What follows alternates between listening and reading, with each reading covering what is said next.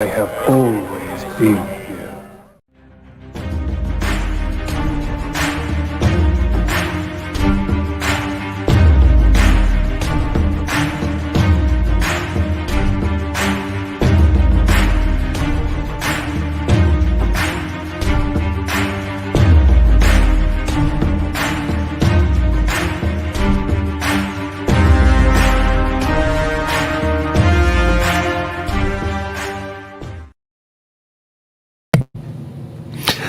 Good evening, ladies and gentlemen, geeks, nerds, ambassadors everywhere, and welcome to the Ambassadorial Wing. And of course, I am your host, the Ambassador, and glad that you're all here this evening. I hope you're having a great Saturday.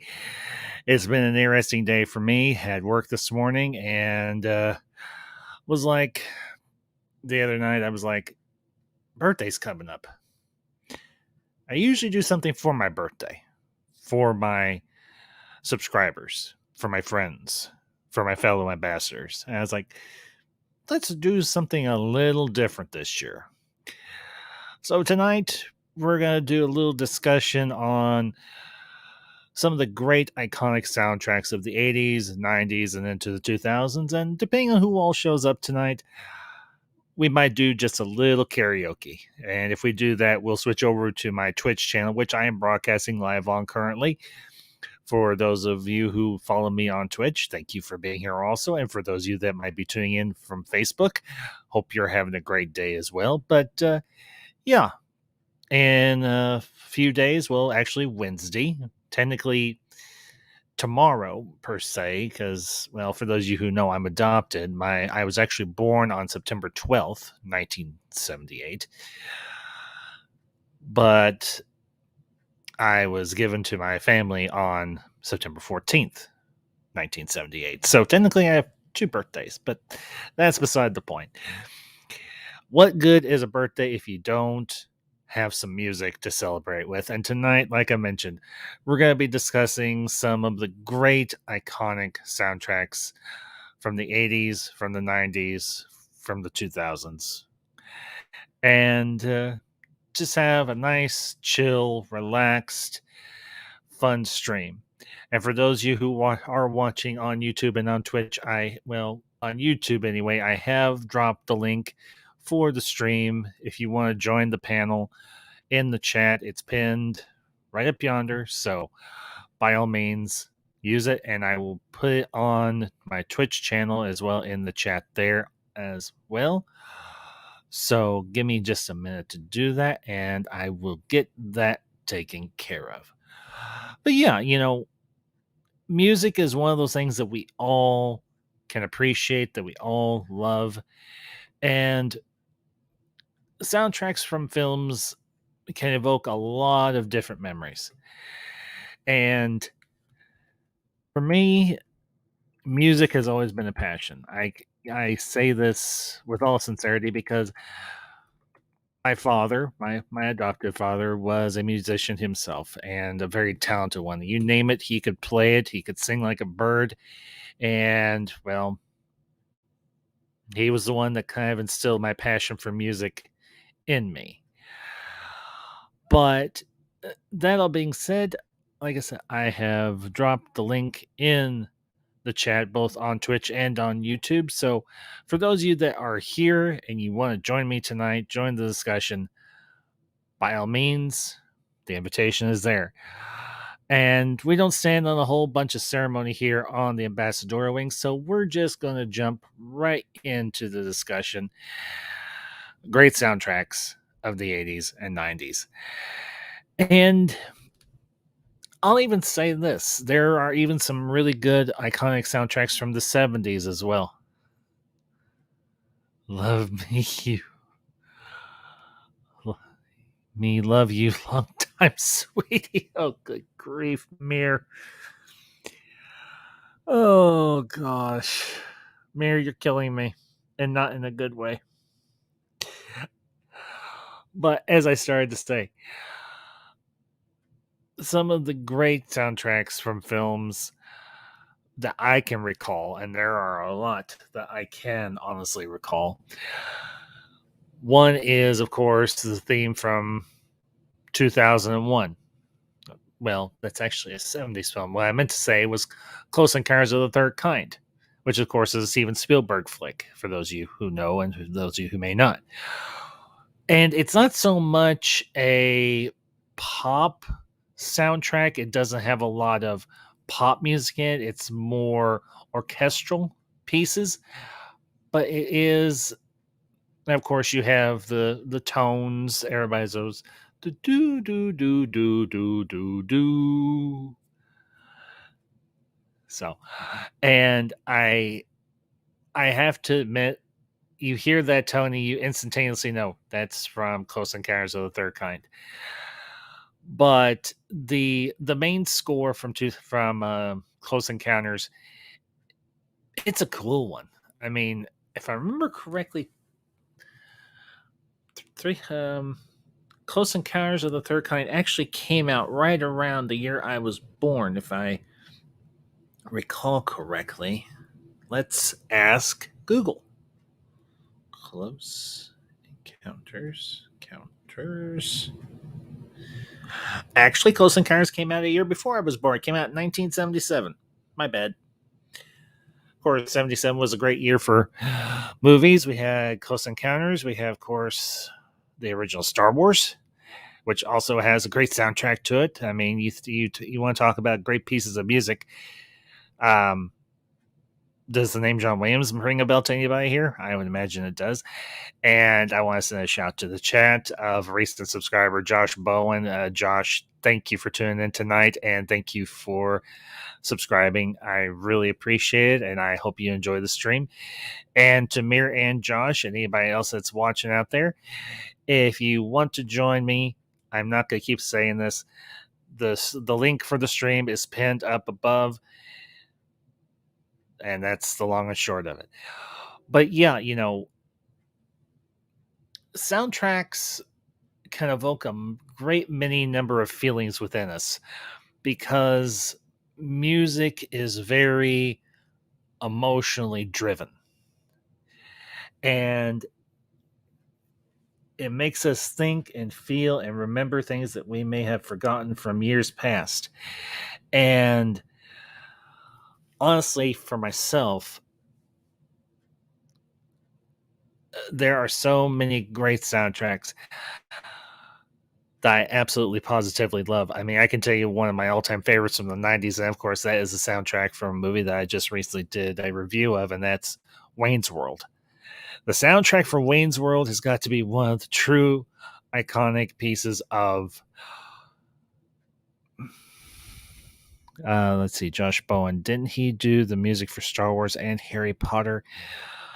Josh, I don't honestly remember. Let's find out. I'm gonna mute myself for just a sec.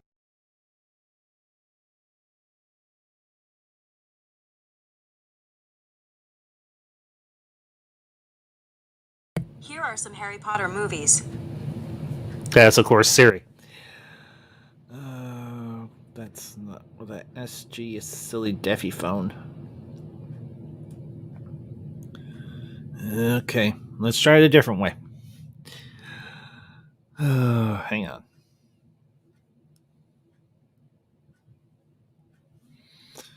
Who? Come on, type.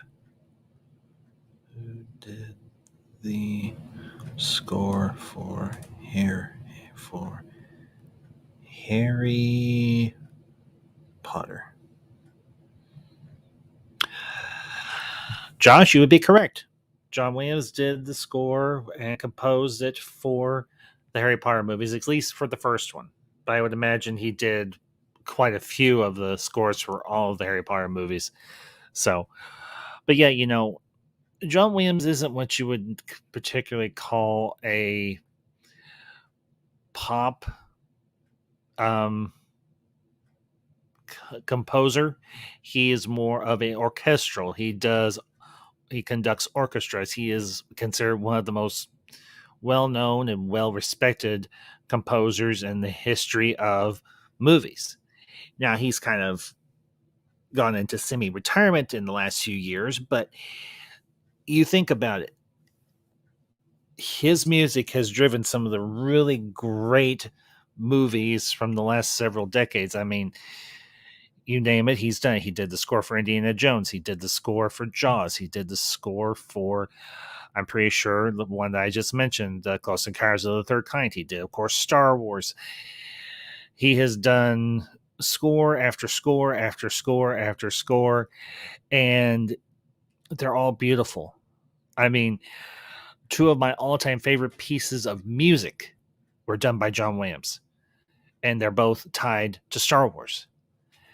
One, of course, is the main theme known as the Imperial March, or Vader's theme from Empire Strikes Back. I mean, you want to talk big, bombastic, and sinister? Williams nailed it with the Imperial March. I mean, I used to have it as a ringtone on my phone at one point.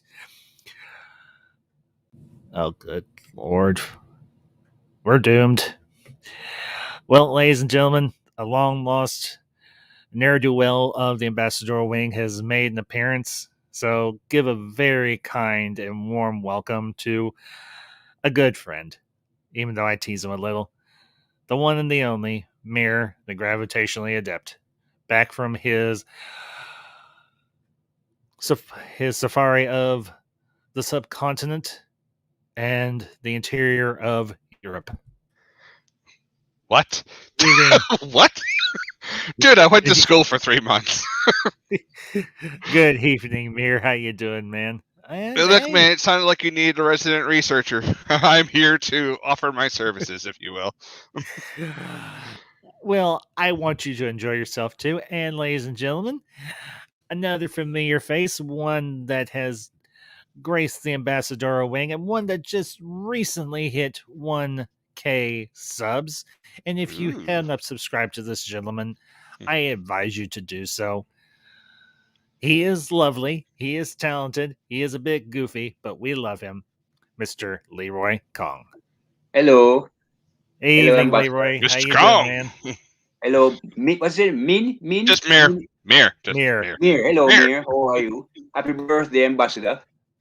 Thank you, Leroy. I appreciate it. It isn't for a few more days, but hey, what's a few days amongst friends? Right. So, and I swear, if you say you're sorry for being late, yeah.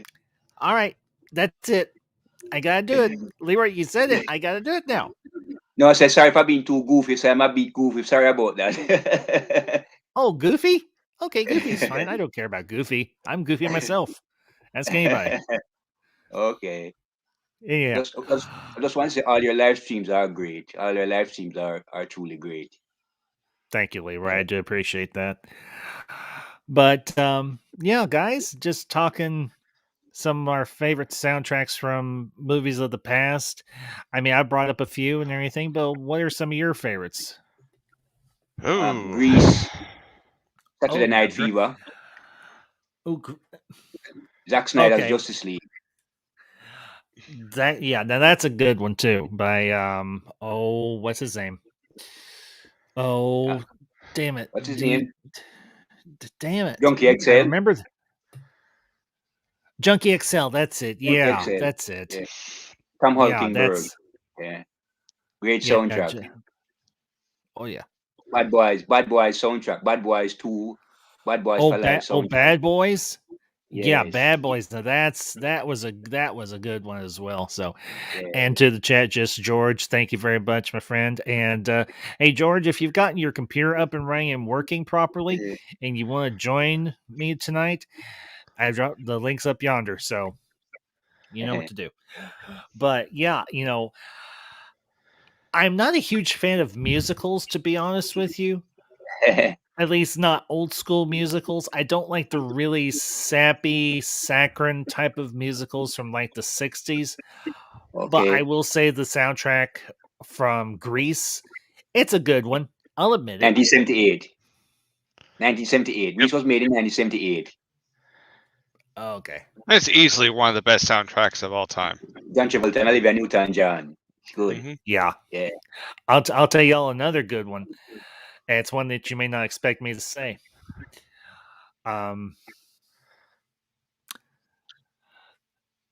It was one that actually my ambassador recommended. It's from a Disney movie, The Lion King. Lion King soundtrack is good. Yeah, that's fair. Yeah. 1994, if memory serves. Yeah. Oh, And- it hurts. It hurts. What hurts? Oh, just anything involving Disney right now. I know. The problem they're under right now. Mhm. And another shout to the chat, LDG of Geeks and Joy.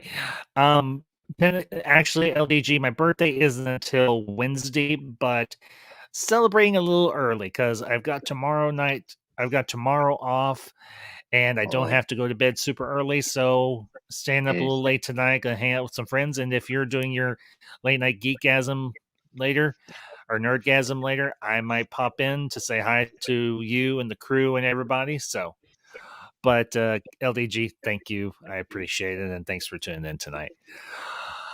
Oh, yeah, and honestly, before the dark times that Mir would consider for Disney did a lot of really good musical tracks or Without music. question. Yeah.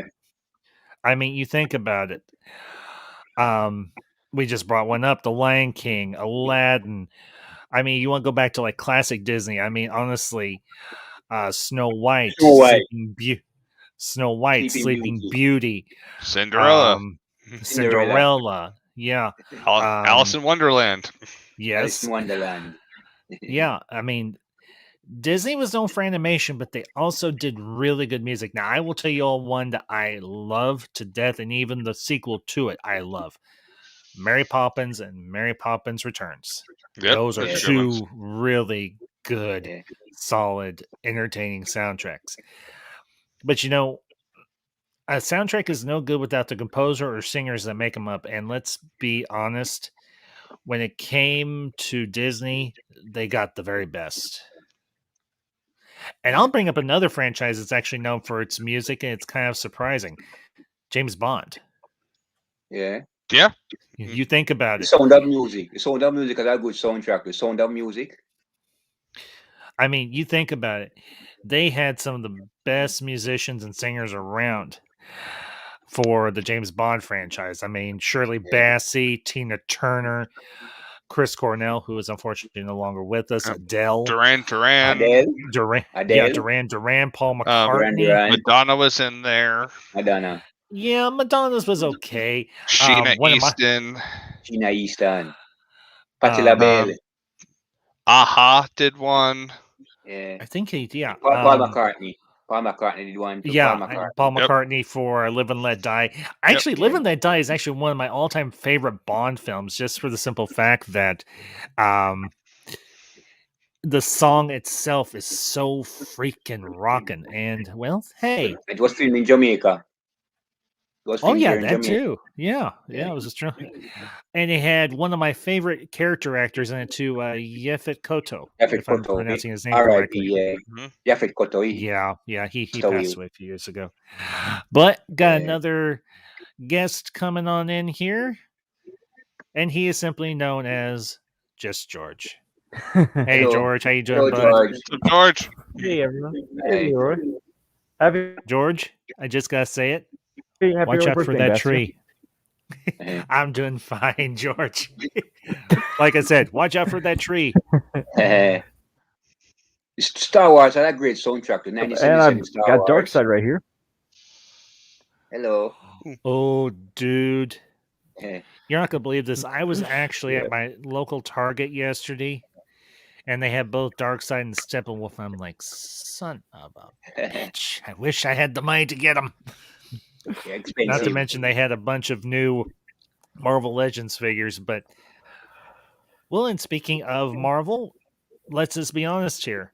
They've had some great soundtracks for their movies as well. I mean, it's been primarily orchestral music as well, but still really good soundtracks across the board. Yeah, I mean, even Chris Cornell had a song that was on the soundtrack for the Avengers in 2012. Did he really? Absolutely. If you go and listen to the end credits for the Avengers, it will play. Oh, and it was a damn good song. I might have to check that out later. Alan Silvestri. Yeah, Alan Silvestri did the score for, I think, at least the first 3 or 4 the main Avengers movies. Yeah. And I want to send a very special shout out to the chat. One of my oldest and dearest friends here online, Mountains of Elysium, who is actually a birthday buddy. He's going to be celebrating a birthday this week as well. Happy birthday. Elysium, thank you for being here, man. I appreciate it. I know it's very late where you're at, but happy birthday to you as well, my friend. And I'll talk to you soon.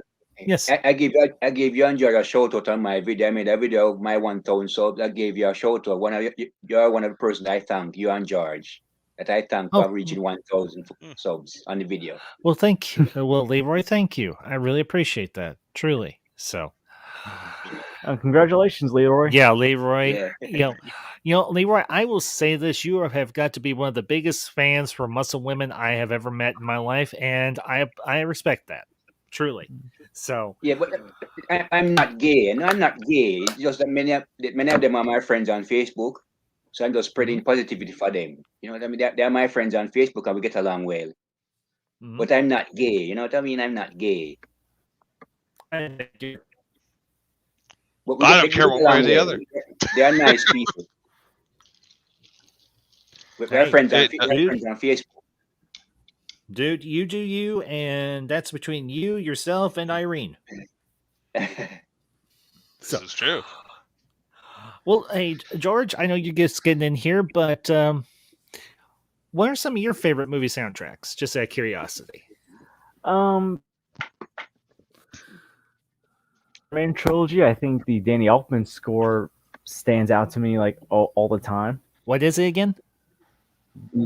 The Danny Elfman Spider-Man score. Oh, okay, yeah, totally. And obviously the Christopher Reeve like Superman. I got the Superman right here. John Williams. Well, that's another. That was another piece done by John Williams. Yep. Yeah. This may turn into a John Williams appreciation stream by the time we're done. And Hans Zimmer's Dark Knight trilogy score. I think like yeah. And Man of Steel. Scores like have always like stood out. Man of Steel is a great soundtrack. Yeah.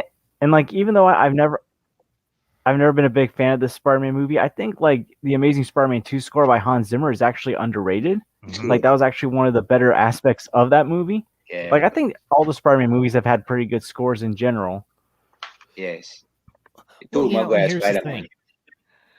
Here's the crazy thing. A bad movie can be elevated or at least be remarked for a great soundtrack. I mean, I will say this.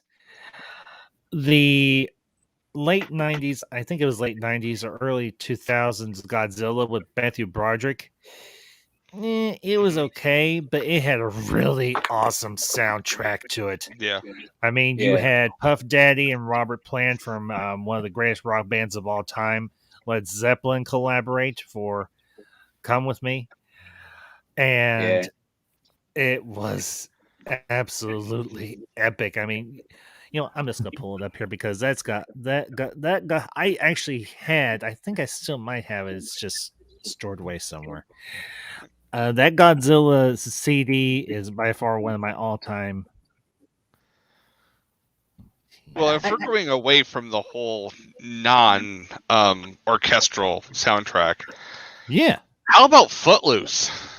Yeah, Footloose was good. Footloose with Kevin Bacon, the classic one with Kevin Bacon. Yep. Oh yeah, yeah. There's only one Footloose, despite the fact whatever that 2013, the original one in the 80s. Yeah, that was. Yeah, that was shit. But the 80s one was amazing.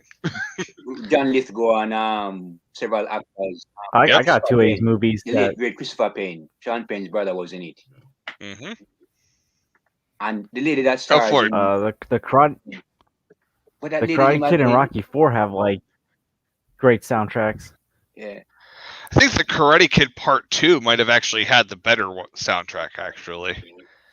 That one had Peter Cetera's The Glory of Love, which I totally lit up the charts in 87.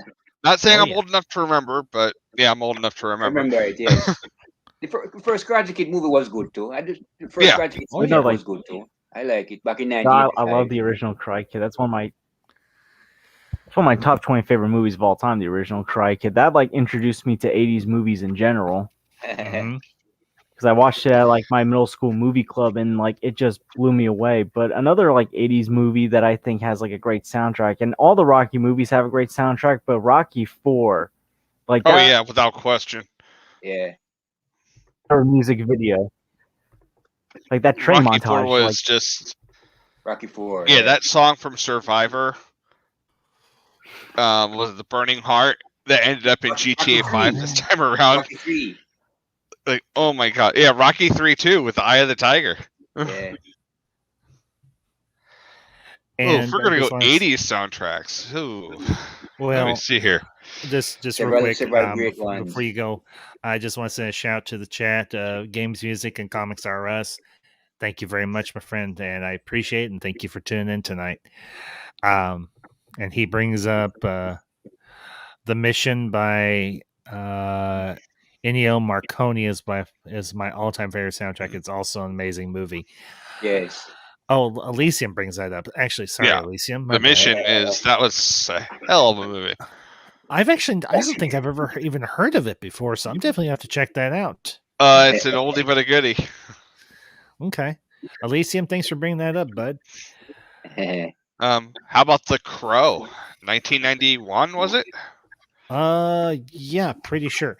I just want to bring up the Godzilla 94. soundtrack. 94. Really, yeah, that was a good 94. Yes. The one with Brandon Lee. The last movie that Brandon Yeah. Lee Yep. did. Yeah, and he was released after he passed away, after he died. I mean, that had Stone Temple Pilots, the Yeah. 9 Inch Mhm. Nails, Rage Against the Machine. Oh yeah. Just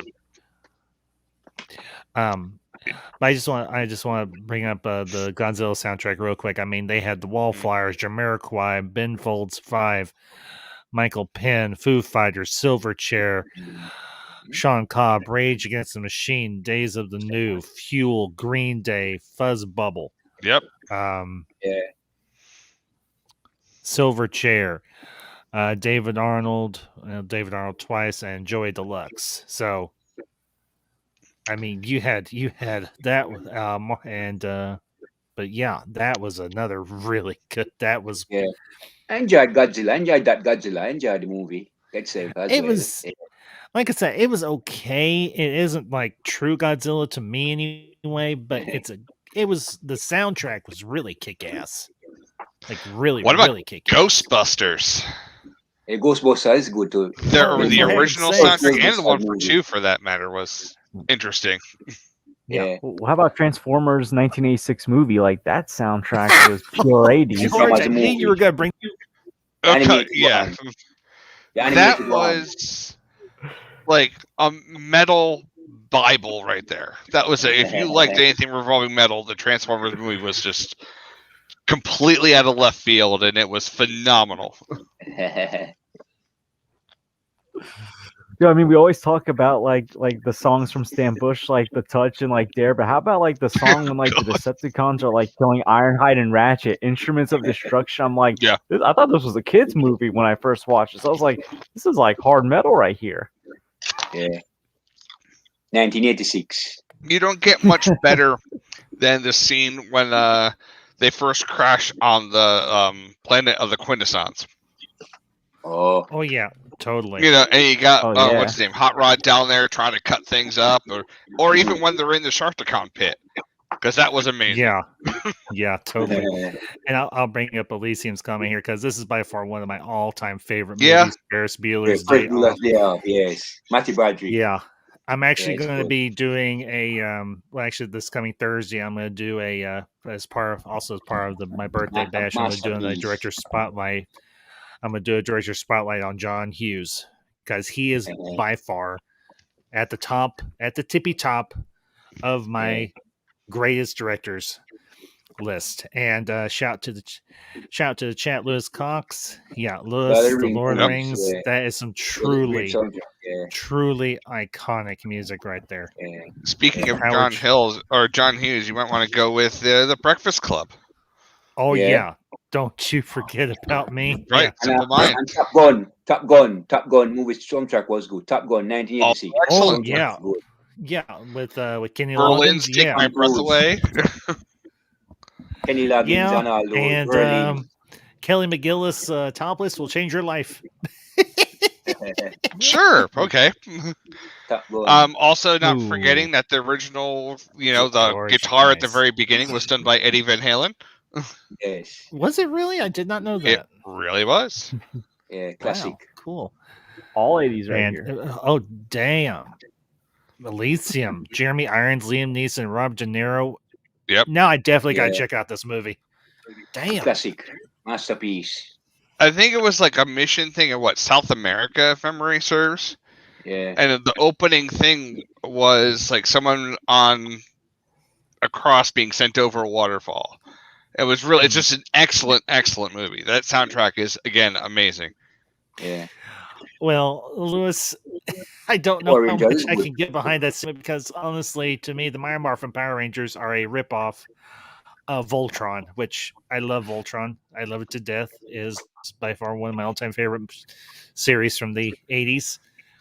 But you do you, bro, and I'll respect it. No, I mean, will say this about the 80s. Surprisingly, Disney was at its weakest, I think, with music when it comes to the 80s. I think it wasn't until Oliver and Company and Little Mermaid that they finally made good music again. Yeah. Miracle Mile. Miracle Mile is good. yes, I think I've remember ever that one as well. That is Yeah. that is a great one. I don't think I've 8 ever Mile seen that one. with Eminem. Oh, now Yeah, 8 that Mile, yeah. was a. That's good. I'm not a big. I have never been a big rap or hip hop person, but that soundtrack, and not to mention the movie, Yeah. killer, absolutely positive. I mean, there was just killer. a very genuine amount of actual talent there, in Yeah. Eminem, yeah. especially at the time. You separate what he says outside of music. Eminem or Marshall Mathers, he is a absolute beast when it comes to his music. I mean it. I say that with all sincerity. And the soundtrack, It's good. as I said, I'm not a big rapper hip hop guy, but I think one of my all-time favorite pieces of his music is "I Am Not Afraid." I love that song and I love the video. I do. The soundtrack to Twister. Yeah. That's With- right in my teens right there, Mir. The Goo Tupac Goo Star, Dolls R.I.P. with the Long Way Down was just that Yeah. that song is still one of my jams. Independence Day soundtrack is good. Independence Day soundtrack is also good. First one, that was also good. Leroy. Independence Day. Yep.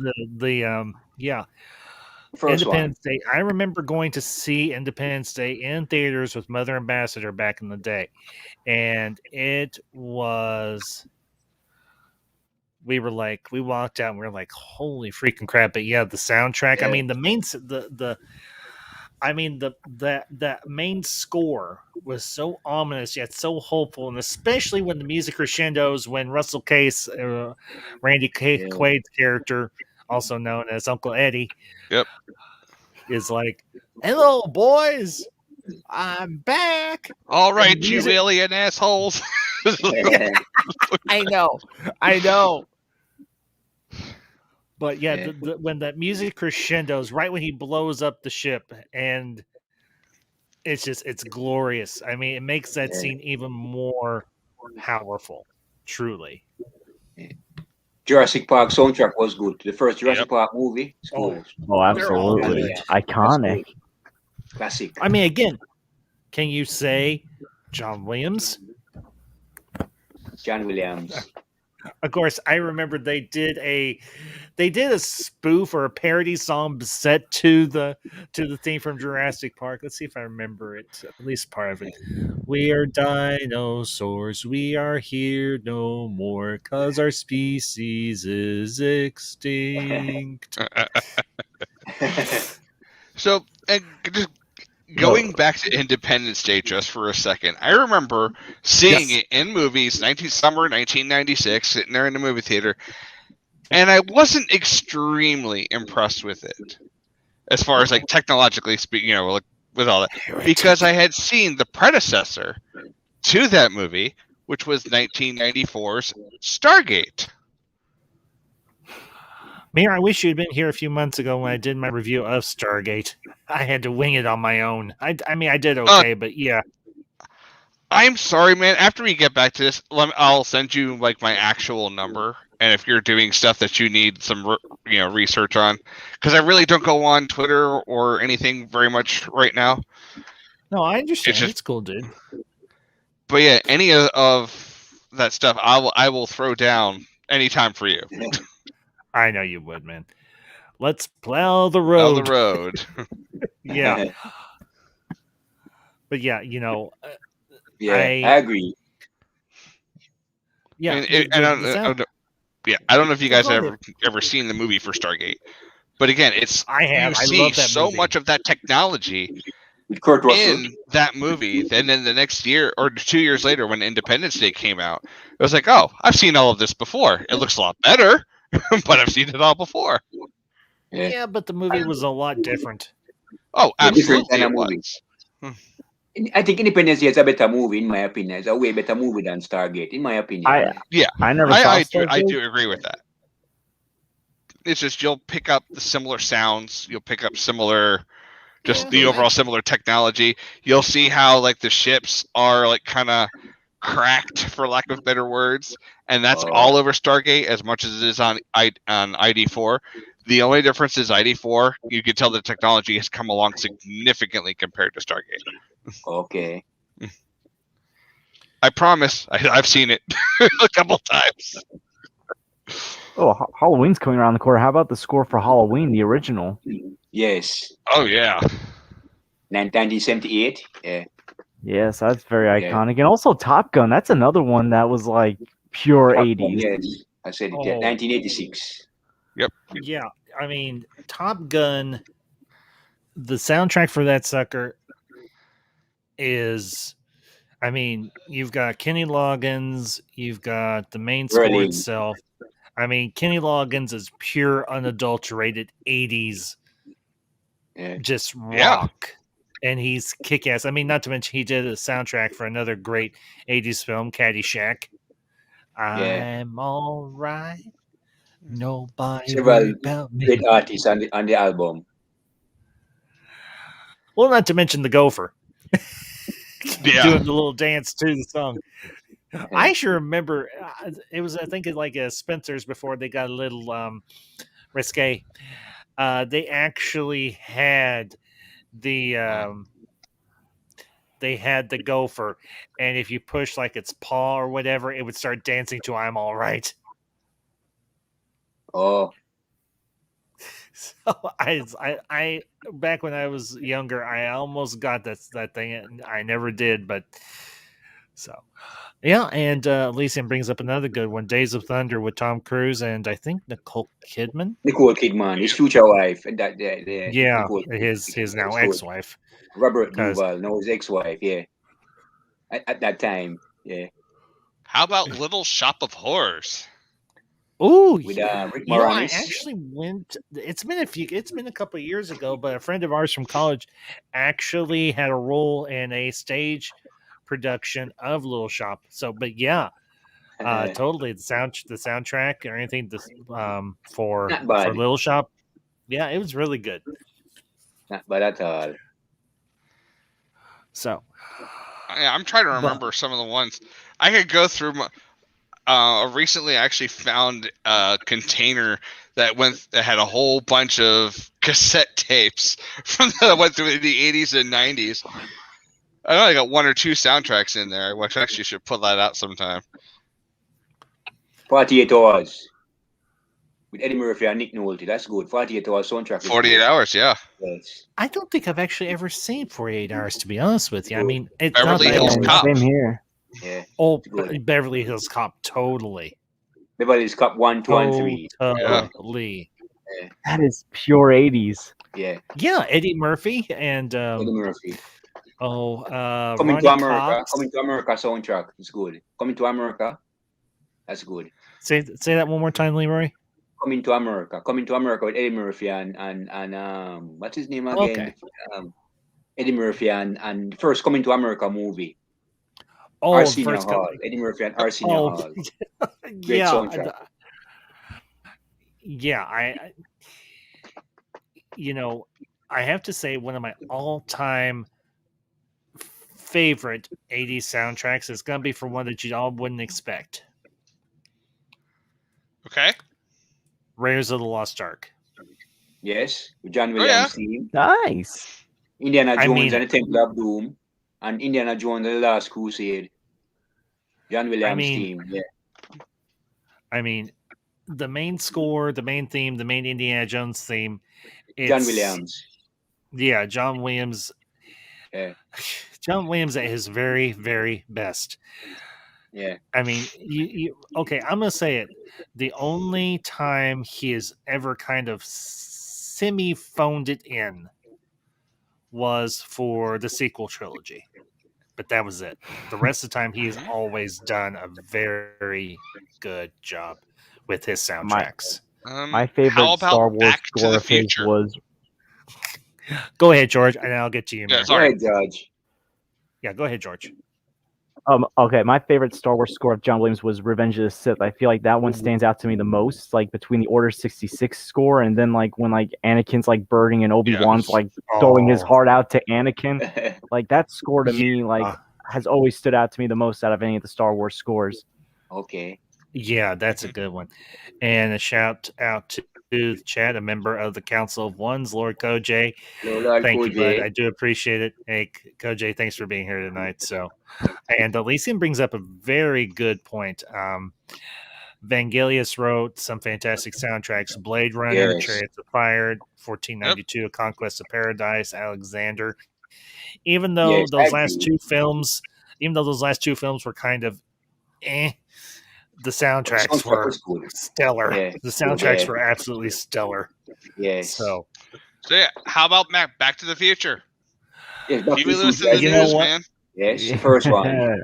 Yeah, Mir, Mammoth Bastard actually brought that up before I went live. She's like, "Are you gonna bring up? Are you at least gonna bring up Back to the Future?" I'm like, "Honey, it's a given. We're talking soundtracks from the '80s and '90s and the 2000s." She's like, and the "I'm just checking." '50s. Don't forget that. E.T. You the got Rock Around the Extraterrestrial. Clock. Johnny Be Good. Yeah, that's true. Yeah, very true. E.T. the Extraterrestrial. E.T. Soundtrack's good. That's a fantastic the score. Yeah. Again, another Spielberg, John Williams collaboration. Yeah. I'll be right here, Elliot. Okay, how about there was Terminator. a movie in '84 called Against All Odds. Yeah, Against All Odds. With, which came out with that song from Phil Collins. Phil Collins. I don't think I've ever heard that one. Phil Collins, yes. Yeah. Phil Collins and Rachel Ward. Yeah. Ooh, Koj brings up some good ones. Not spoken of much, but the Hackers soundtrack paved the way for punk metal like electric music we have experienced in later in films like The Matrix, Mortal Kombat, and Tron Legacy. Yeah. Koj. Hey, Koj, I don't know if you are at work, but if you're free and you want to join us, links in the chat. But yeah, I can't say I disagree with any of those. I actually remember Hackers. That was actually one of Angelina Jolie's early breakout roles and everything is when she was younger.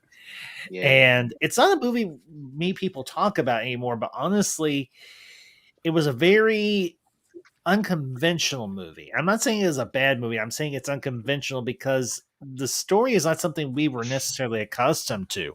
Mm-hmm. And honestly, I, for one, really enjoyed Hackers. I remember going to see it in theaters with Mother Ambassador, and she's like, I don't get this at all. I was like, I do. I know what exactly they're doing. She's like, okay, it's a computer thing. I'm just going to let him be happy. Mother Ambassador indulged me when it came to movies at times, although Koj lists one that she absolutely loves, and that is, of course, Mortal Kombat. Yeah. Of course, she loves it for different reasons than I do. The very first one, the original Mortal Kombat movie. Yeah, the original Mortal Kombat came out in 95. Yeah. 1995, yeah. The reason she loved it so much was because of Christopher Lambert as Lord Raiden. She's like, I just hate his long white hair. And he's cute. He was Highlander. Yeah, The that was. original Highlander. Yeah, he was here, and she. Which again, another fantastic soundtrack by good Queen. God. Yeah, Yes, by Queen did the whole freaking soundtrack. Unfortunately, they never released an official soundtrack, but you can get the soundtrack. It's the CD is called. It's a kind of magic. That a entire special- album. A special kind of magic, yeah. Yep. And that leads into another great score that is from a very campy film, but a favorite of mine. It was actually one of the very first reviews I ever did for the channel, and that was, of course, Flash Gordon. Flash Gordon, yes. From Oh, come on. You have 1980. that song from start to Flash finish. Gordon, Great. Yeah. Oh, Yeah. favorite. How about The Lost Boys? Lost Boys, Ooh. yeah. That's good. Cry Yeah. Little I love- Sister by Gerard McMahon. Kiefer Sutherland starred Lost Boys. Yep. Kiefer Sutherland, yes. And several other Mhm. actors. Corey Haim, Jason Patrick, Diane Weiss, I love Lost and Boys. yeah, Bernard Yeah. Hughes was in there. All-star cast, yeah. Oh, so great. Several of them. There are about 1 million great soundtrack, millions and millions of great soundtrack. We can't name all them tonight. Oh, I can We're go good. on for days about A lot of soundtracks. them. How about That's another amazing. lovely 1980 gem called Urban Cowboy, starring John Travolta. Yes. That And gave us a John- lovely little song seen- called "The Devil Went Down to Georgia." Yeah. Oh yeah, And- by and by Elmo's old Fire. friend, Charlie Daniels. Charlie St. Daniels. Elmo's Fire was good too. St. Elmo's Fire. With the That was a backpack. great movie too. I St. Elmo's love Fire that with- movie. with, I love Judd, Judd Nelson and all of them. Isn't St. Elmo's Fire a John Hughes flick? I believe. Yeah. With the All-Star. Let me double check Rob that. Lowe and all those people. I'm pretty sure it Um, is. And while you're doing that, Mirror, we've got a very special guest. We've got a semi reunion of the Council of Ones. We got 2 members here, myself, and of course, the one Hello. and the only, the master of the Snyder Cut Fighters. You know him, you love him, Lord Koj. Ah, right. thanks for the intro. I appreciate it. Director of St. Elmo's Fire was actually Joel Schumacher. St. Elmo's Fire. Joel Schumacher, yes. Sweet. Okay. Well, cool. Anthony Michael Hall and Bruce Willis. He also former directed wife, him Lost again. Boys. What's your name again? Yeah, I'm eventually. She married to I'm Bruce actually- Willis. That's married to Bruce Willis and divorced now. Yep. She I'm was in it eventually too. going to do a. I'm sorry, Leroy. I don't mean to talk over you, man. Yes, man. Talk. Well, I was just going to say I'm actually going to be doing a director spotlight for Joel Schumacher probably in the next couple months. I mean, this month it's going to be John Hughes, but I'm definitely going to do one or anything for Joel Schumacher as well because, well, he's no longer with us and he deserves it, just like John Yeah. Hughes is no longer with us. But Uh, like I said, he is my number 1 all-time favorite director. But yeah, St. Elmo's Fire.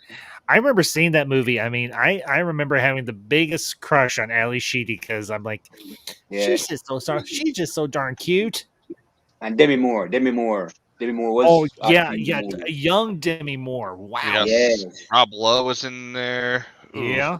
Anthony Michael Hall, Judd Nelson, several Yeah. of them. The young Brad Pack. Yeah, the We're in that the movie. very young Brat Pack. So, Koj, thanks for being here, man. I appreciate it. So, your thoughts on the topic of the night? Some of your favorite soundtracks. I know you listed some of them there in the chat, but the floor is yours. Oh, yo, I definitely love the Crow soundtrack, which came in 2. The score is also good, but the actual soundtrack is great. In the second Oh, yeah. film, the Crow 2 soundtrack was also good too. Not so much the movie as much as the first, but soundtrack-wise, it had that energy. It was raw. Like, Mhm. I think the Crow soundtrack is one of the last places you can get a really good collection of what the grunge era in the 90s was before it got a little bit more commercial alternative. But you got old school Stone Temple Pilots in there. Yep. You got 9 Inch Nails, some industrial mix. Rage Against the Machine. Yeah, it creates such a good, and also not so popular bands like My Life with the Thrill Kill Cult. They were on Yep. there too, and it's just this nice gritty energy before things changed to another Things commercial change over the years, yeah. dynamic. But it was just so raw, so precious. That one stands out the most of all How about soundtracks. The Matrix? Yeah? I was about to say that. Is that the Sorry. one from where the Mortal Kombat No, soundtrack was nothing to be too, sorry with about, Mir. electronic and metal? Oh, A whole lot of them, a whole lot of soundtracks, a whole many. A I gotta look soundtrack this that up is now. that's Go ahead, pure early 2000s is, and this is a guilty pleasure film of mine. The first Scooby-Doo film from 2002. That soundtrack is pure Oh. 2000s. Dude, Huh. you are not I gotta making check it out. arguments for me. Yeah, I enjoyed. No, Yeah, like George, I actually like both of the live action 2000 Scooby-Doo movies that they did. oh yeah, with, same here. Okay, you want to talk about a great punk rock score or alternate rock score for The Matrix? Marilyn Manson, Ministry, Meat Beat Manifesto, The Progeny, Deftones, Monster Magnet, Rage Against the Machine once again, Propeller Heads, Rob Dugan, Lunatic Calm, Rob Zombie, Hive, and Ramstein. yeah. Oh, That's yeah. a total Mortal Kombat soundtrack too. They had those as well. Good ones. Yeah, Yeah. classic masterpiece. Yeah. Mm. It made mean, you want to just either listen- fight or play video games or all above. Say that one more time. Yeah, that's the kind of stuff that makes you want to play Call of Duty for like 3 hours. Yeah. You're like, Oh, I yeah. want to play the music on any game. It pumped you up. Yeah. I suck at video games. Tell you that, I suck at video games. I'm very poor at video games. But it makes you want to do something though in some leisure. I don't know, it's great. Yes. Like I would actually watch action sequences from movies I like and make the TV mute, and I'd play a soundtrack in the background. So I have seen like Star Wars to the Matrix soundtrack and vice versa. It's just kind of crazy. Wow. It works. Well, It's fun. Okay. Okay. Just listen to some of these titles for the Matrix soundtrack. Rock is Dead, Bad Blood, Prime Audio Rock is Soup, Dead. Good. Yeah, good. Minefields, My Masterpieces. Own Summer. Love it to your orbs for I can't finish the rest of it. Not that I can't. Wake Up, Spy Break, Clubbed to Death, Leave You Far Behind. Ooh, I Dracula. remember Club to Death. Yeah. Dracula by Rob Zombie. That's right. Ultrasonic Sound and Du Hast by Ramstein. Lost.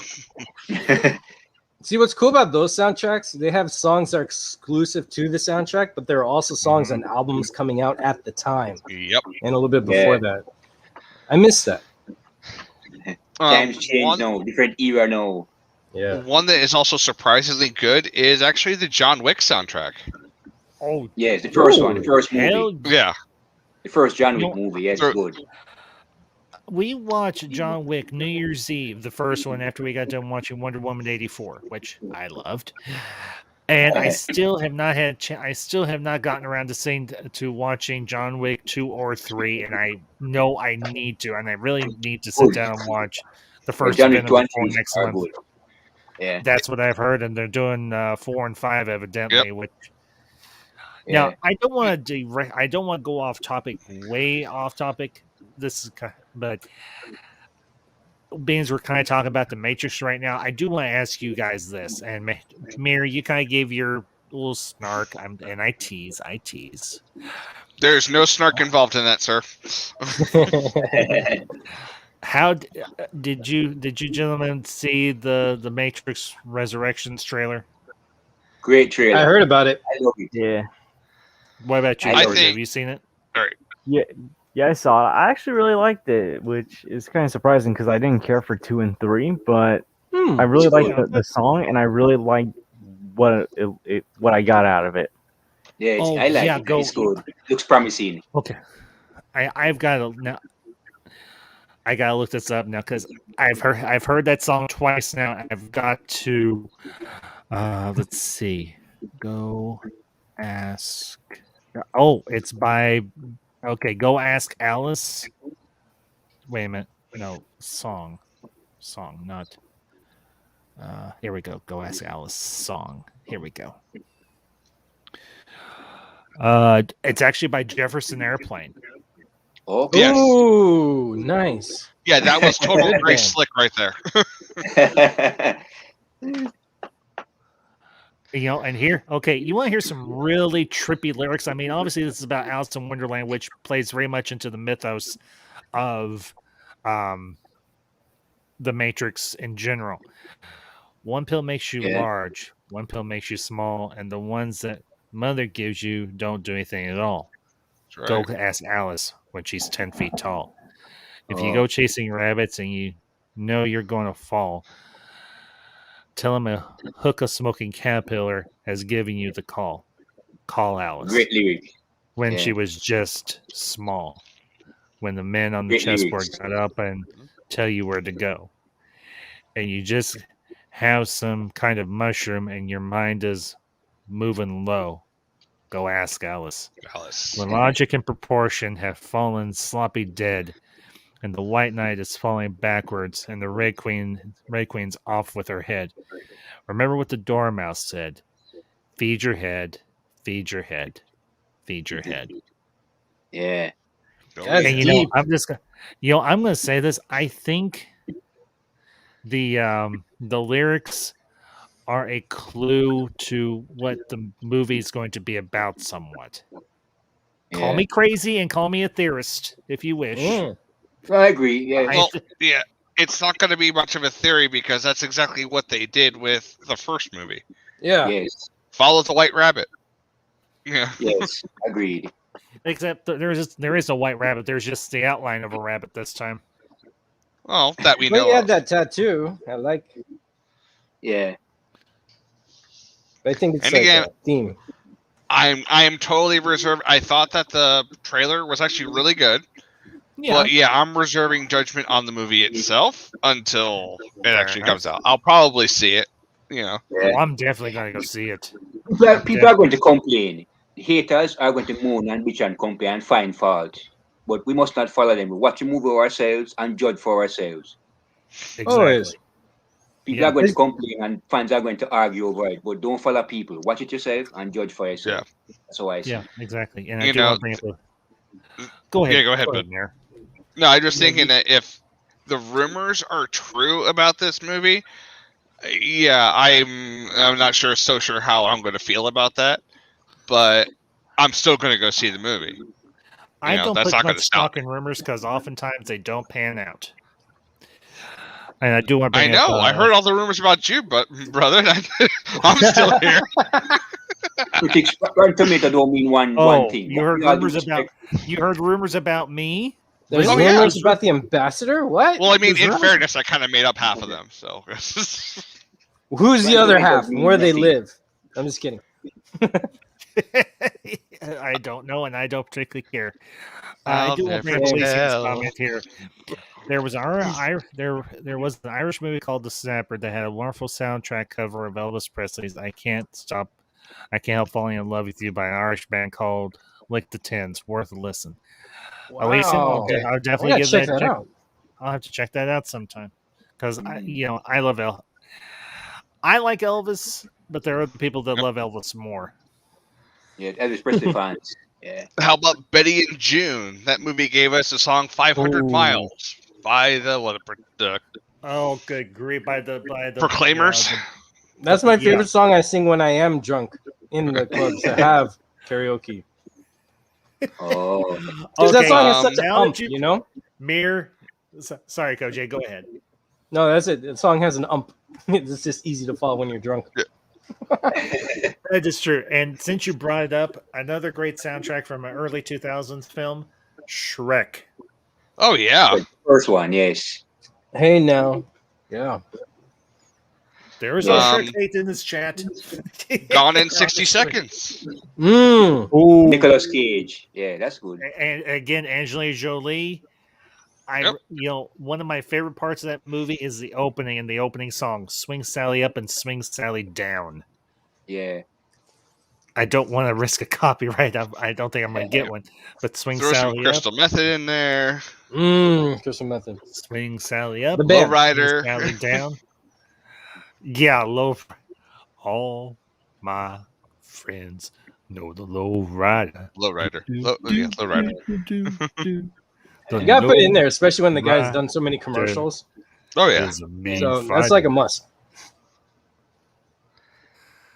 Blade is another one.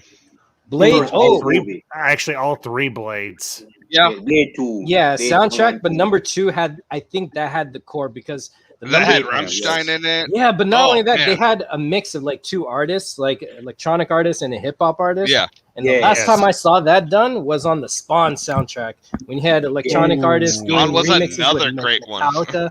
Yeah, I'd say great Blade 2 and the soundtrack, yeah. Spawn soundtrack are very Yeah. close together. Yeah, Ooh. Michael J. White and yeah. It's good. Yeah. Oh, Elysium, that's awesome, dude. Now, I will tell you all one that we have kind of missed over, but you all brought up like heavy metal. The movie Heavy Metal. Metal. Ba- Absolutely. First and second one. heavy metal based off of the old pop or Yeah. the old pulp comics. The comics. They had Like a Black yeah. Sabbath on there when like, Dio yeah. joined the band, right? Well, I Yeah. actually had I put the cover, I put the album cover for Heavy Metal in my thumbnail because I was like, I gotta bring that one up or people are gonna lynch me. Not really, but yeah. But yeah, that the first Heavy Metal. I don't think I've ever seen the second one, to be honest with you all. The second one is decent. It's got the same flavor, but with Yeah, newer new metal Slightly bands different, like yeah. grungier, and Yeah. it's done by Kevin Leard, the guy, one of the co-creators of Ninja Turtles, Mhm. and he did the whole film, and his wife voice acted and modeled for it too. It's a really cool film. It's well, yeah, because a wasn't little campy and crazy, but it's fun, and the soundtrack's great. It's if I enjoyable. remember Metal 2000. if I remember Yeah. correctly, it was like it was a pinup girl from the '90s, Julie Strain or Yeah, Strand. she's married. She was married to Kevin. Oh, really? They were husband and Cool. wife at the time. Yeah, they were really Oh, cool. okay. Oh, okay, cool. Well, right on. But yeah, she was. Rest in Goodness, peace. goodness. The last Starfighter soundtrack was good. The last Starfighter. That was soundtrack. Oh. fantastic. That movie's 1984. awesome. That movie doesn't Yeah. get enough love.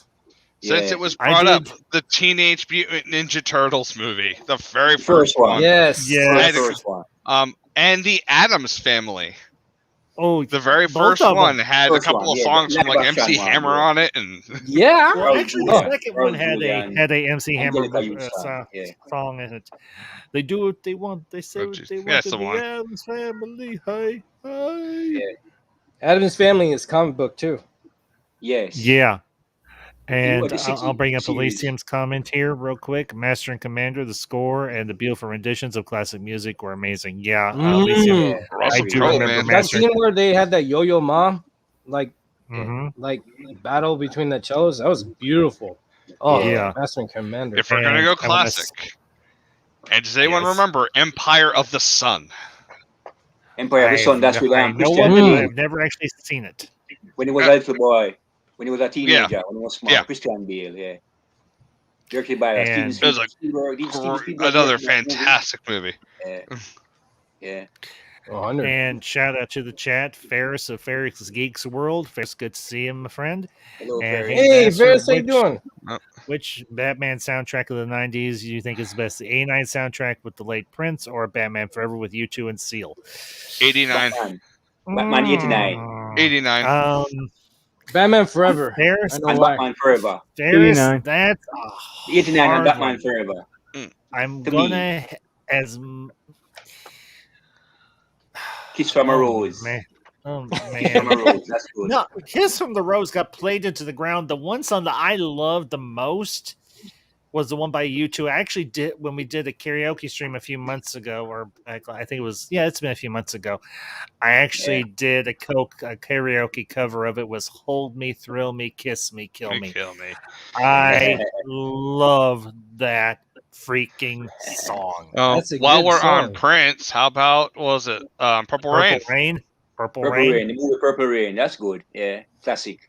See, that's why I- Batman, the soundtrack, I can't give it because Batman had a score and a soundtrack, and the soundtrack was pretty much a Prince album. So Yeah. I felt they kind of cheated there. Oh, It's still good though. Yeah, Daniel totally. Fan score. Yeah. Yeah. I mean, and hey, Ferris, I don't know if you're busy tonight or not, but if you saw it, the link's pinned up top. So if you want to join us, you know what to do, my friend. So, I do want to bring up Lisa's comment here. For somebody who can't stay very long, you stayed for a little bit now. And speaking of the Matrix, I just watched. I just started watching Sense 8 by JMSB5 and the Watch Chapters. Wow, I never even that, so I'm definitely gonna have to. That's a that's gonna be Netflix thing. Oh, is it? Oh, is it? That's a Okay. Netflix series. Okay, I'm gonna check it out. Yeah. series. that sounds trippy. That actually sounds trippy as hell, and I dig it. I want to see that. All right, now I got to think of some more soundtracks. Well, I'll give y'all Say one Anything that gave us "In Your Eyes" by Peter Gabriel. Ooh, Peter Gabriel. My uncle loved him. I'll give y'all one, but it's kind of more of a horror movie series, but the soundtracks were really good. The first 3 Screams. Oh, yeah. Yeah, that's true. That's true. Those are Yeah. Neff Campbell, yes. Yes. Whew. One I love soundtrack the that first is good. Scream. A bad movie in 1987 as a very, very bad movie. It had good intention, but it was a bad movie. But Superman for the Christmas Feast had a good soundtrack. Superman for the Christmas I don't think Feast. I've ever actually, believe it or Yes, not, the folks, there are movies I movie's have never bad. watched. I don't think I've But the ever actually soundtrack is seen good. Superman 4. Superman It's 4 okay. was the first movie I That saw was in theaters. painful. It was Superman painful. 4 was really painful to That was watch. painful. But I was a kid. but I the didn't know. soundtrack is good. The music itself is good, but the movie is bad. Sometimes that's the case. Sometimes the trailer or soundtrack is better than the movie. Yeah. The only thing good about Okay, I'll movies give is the you- credits. That's all. Nothing more when it's starting. Okay, Ooh. I'll give. Yeah, go Jay. Fast and Furious 3, Tokyo Drift. That soundtrack was killer. Whatever Yes. people feel about the film, that soundtrack is awesome. Soundtrack is good. Yeah. I vaguely remember it, Because it came out at the vaguely. time when reggaeton was getting really popular or starting to get popular, and then that movie comes out, features some reggaeton artists, then boom, reggaeton is just here to stay.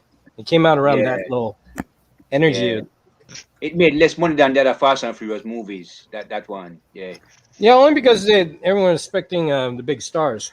But that was the first one that Paul Walker and expanded the Vin Diesel, universe to more characters. Now we got Hobbs and Shaw, we got Fast 9000, who knows? Yeah. How about the Clerks soundtrack? Mm. Yeah. Kirk soundtrack's Or, good. Yeah. well, better yet, what about any of the Jay and Silent Bob movie soundtracks at all? First And one. now, First one. yeah, but the first one, yes, absolutely. You know what? I'm gonna look it up. Give me a minute. So Oh, you do I have that. 2 to think of that Oh, bring yeah? back some memories. One, The Bodyguard. Shut up! No, I know. you're right, though. You're right. It's extremely painful, soundtrack but is that is good. the movie that The brought us movie- "I Will Always Love You" blasting on every damn radio station Yes. for the better part of Song. 15 The years. soundtrack is good, but movies. Yep. It's That made also, Dolly yeah. Parton happy. Yep. Yeah. And also, oh god, Dirty Anything to Dancing. Exhale. Ah, that is right. Yeah. That is a killer soundtrack. And It's that like an gave oldie us Great movie. Waiting the to I've Exhale Had was the good. Time of My Life, gave us that one song that Patrick Swayze actually sang. Dirty Dancing. She's like the wind. He's like the wind. Yeah, she's like the wind. When I see. That was when Baby was leaving, right? They Mirror. played the Yeah. song. Yes, sir. I know that shit. You made me have to do this.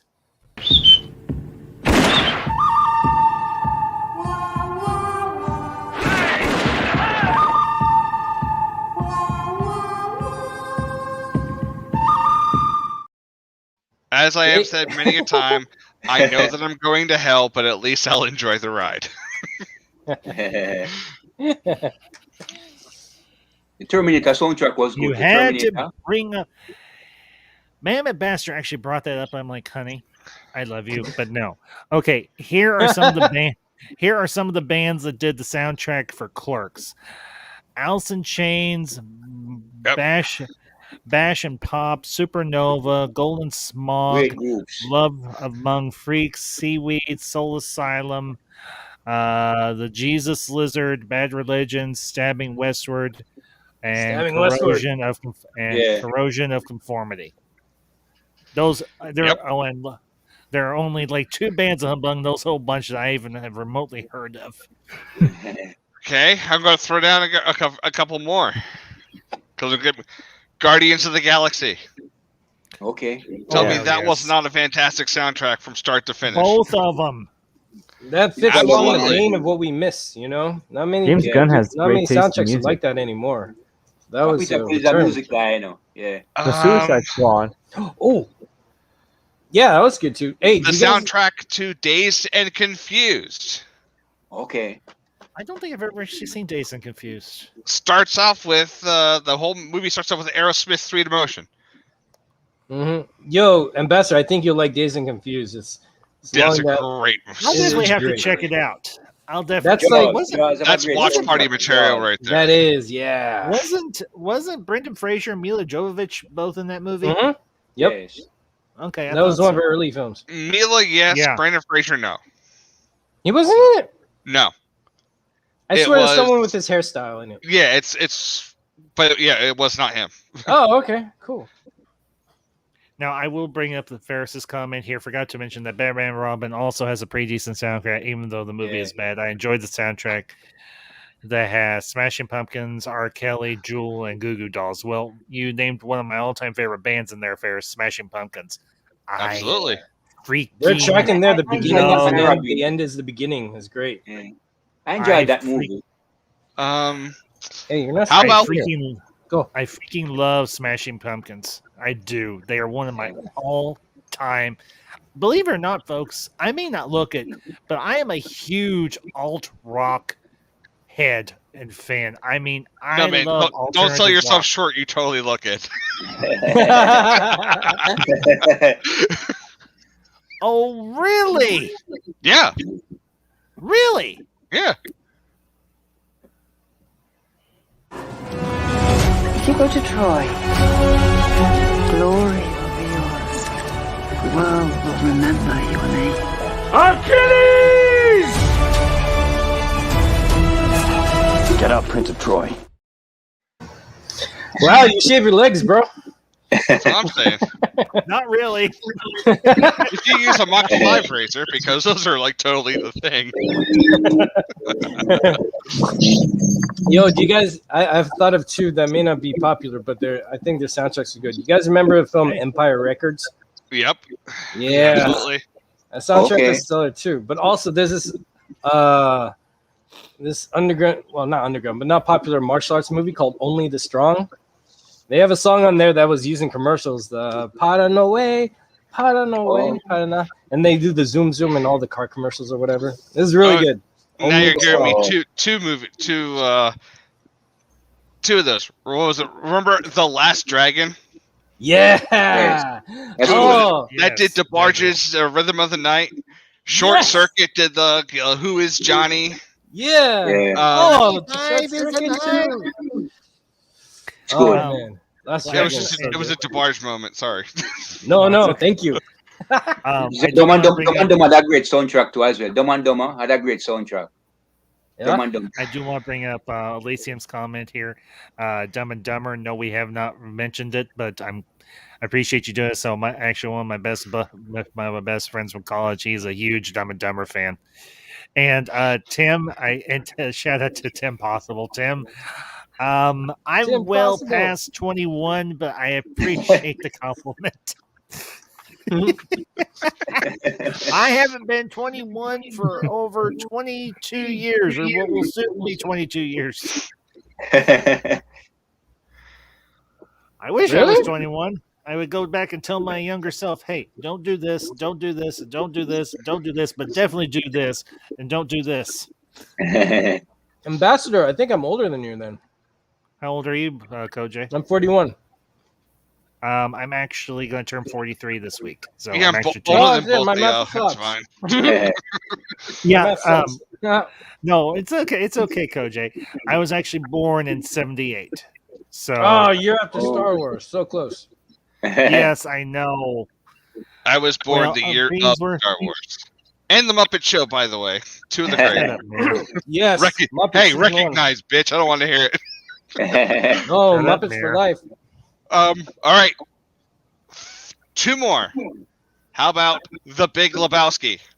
Yes, that's good. Oh, That was Yeah. good. okay. Elvis Costello, Nina Simone, Creedence Clearwater Revival, Dylan, and I actually personally think that rendition of Hotel California by the Gypsy Kings is freaking awesome. Yeah. Okay, And I'll bring. also, Mhm. Friday Ooh, Friday. yeah. Yeah. with Ice Cube and Chris Tucker. Yeah. If you The like rap. Godfather. Yeah. The Godfather soundtrack is good too. The Godfather, first Godfather movie. Oh Soundtrack yeah. is good. Oh, yeah. The soundtrack from The Godfather. Yeah, that's. The Godfather. I Yeah. mean, it would be more of a score than a soundtrack, but yeah, definitely. Now I'll bring up one of my all-time favorites. Well, actually, two.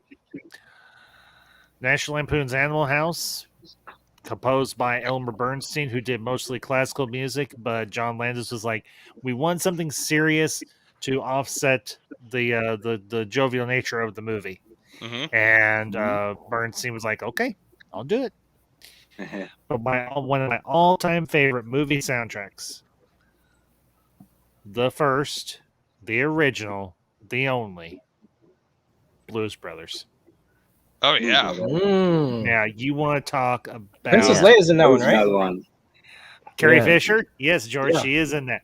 There's actually a Yeah. funny story. I Yeah. actually mentioned this when I did my review, and I did that review a couple of years ago. It was back when I was first getting started, and I just wanted to talk about the movies that I loved as growing up. There was a skit on SNL that featured. She was actually the guest host of Saturday Night Live for that week. And she had I think if I remember the story correctly, she had such a good time with Belushi and Aykroyd. When they were casting the film, they asked her if she would be willing to come back and do a cameo as Jake's estranged spouse that he left at the altar, and she said yes. But you want to talk about a great, I mean truly epic soundtrack, the original Blues Brothers. I mean, of course, you've got John Belushi and Dan Aykroyd doing some great covers for like She Caught the Katy, for Rawhide, and they My Sweet Home Chicago. But you want to talk about a great blues soundtrack. You've got Aretha Franklin, you've got John Hooker, you've got Cab Calloway, you've got James Brown, Yeah. and the list just, and of course, Legendary soundtrack. Ray Charles, of course. Yeah. Now that's another great one. Legends. Now, say that one more time, Leroy. I didn't. Legendary soundtrack. Great soundtrack. Legendary okay. soundtrack. Gotcha. And here's another one. It's of course it's from a biopic movie, but it's a great biopic. Walk the Line with Joaquin Phoenix and Reese Witherspoon. I remember that movie. Is a truly great soundtrack. Yeah. And of course, one of my all-time favorite musicians ever, Johnny Gladiator. Cash. Johnny Cash. Gladiator have a good soundtrack to Gladiator. Oh, I think that put Hans Zimmer on the map for all our hearts. Everyone really That's one of my paid top 5 attention to favorite Hans movies. Zimmer right there. Oh, even his music. I heard parts of like Gladiator themes used in the TV show Supergirl. Like they did it, and then they segued away from it because it's like, they're not gonna know if we hit It's this too note. close. Yeah, if we hit this one note, they'll know for sure. So we'll hit half of it. But the I love Braveheart music, score. No matter what. Oh yeah, I Braveheart that was fantastic. Oh I dude, just- Braveheart I wanna had a go- sequel soundtrack with B-sides. That was beautiful. Yeah. I kind of want to go back to like Blues Brothers for just a few minutes, guys, if you don't mind, because Yeah. I mean, here's here. Too terribly hungry after lunch. Say that again, Mir. I'm sorry, I had to step away from the microphone for a second. Oh, okay. Okay. Life is just talking to me. Oh, okay. The thing I love about the Blues Brothers soundtrack is it's blues, and blues is a genre of music that I have been a long time fan of, and I do on occasion listen to. But this is a great sampling of some of the really, truly great blues musicians of the past, and what they did with that movie is encapsulate all of those musicians and give some of their best performance. I mean, for heaven's sakes, Cab Calloway, one of the greatest musicians of the past, given his all out greatest best performances with Minnie the Moocher. I mean, there will never. I know he may be forgotten by some, but for me, his part as Jake and Elwood's buddy, and everything from the orphanage, he was glorious. I mean, and when he did that transition and was like young Cab Calloway back from his big band days, and you had the Blues Brothers band in the big band costumes with the big band stand behind him, and he just got the crowd going with Minnie the Moocher, and it was glorious. It was beautiful. It was awesome beyond all reason. But another one that I want to talk about for a minute is Walk the Line. I mean, yes, Walk the Line is a great film in its own right.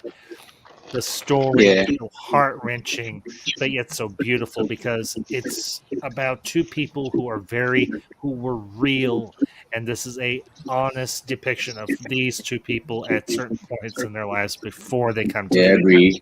And the fact that Reese Witherspoon and Joaquin Phoenix did their own singing, they went to music coaches, they learned how to sing like Cash and like Carter, like June and Johnny, and their performances, but also their performances when they were singing were so authentic. You almost felt like you actually were seeing Johnny and June Carter Cash up on the stages there.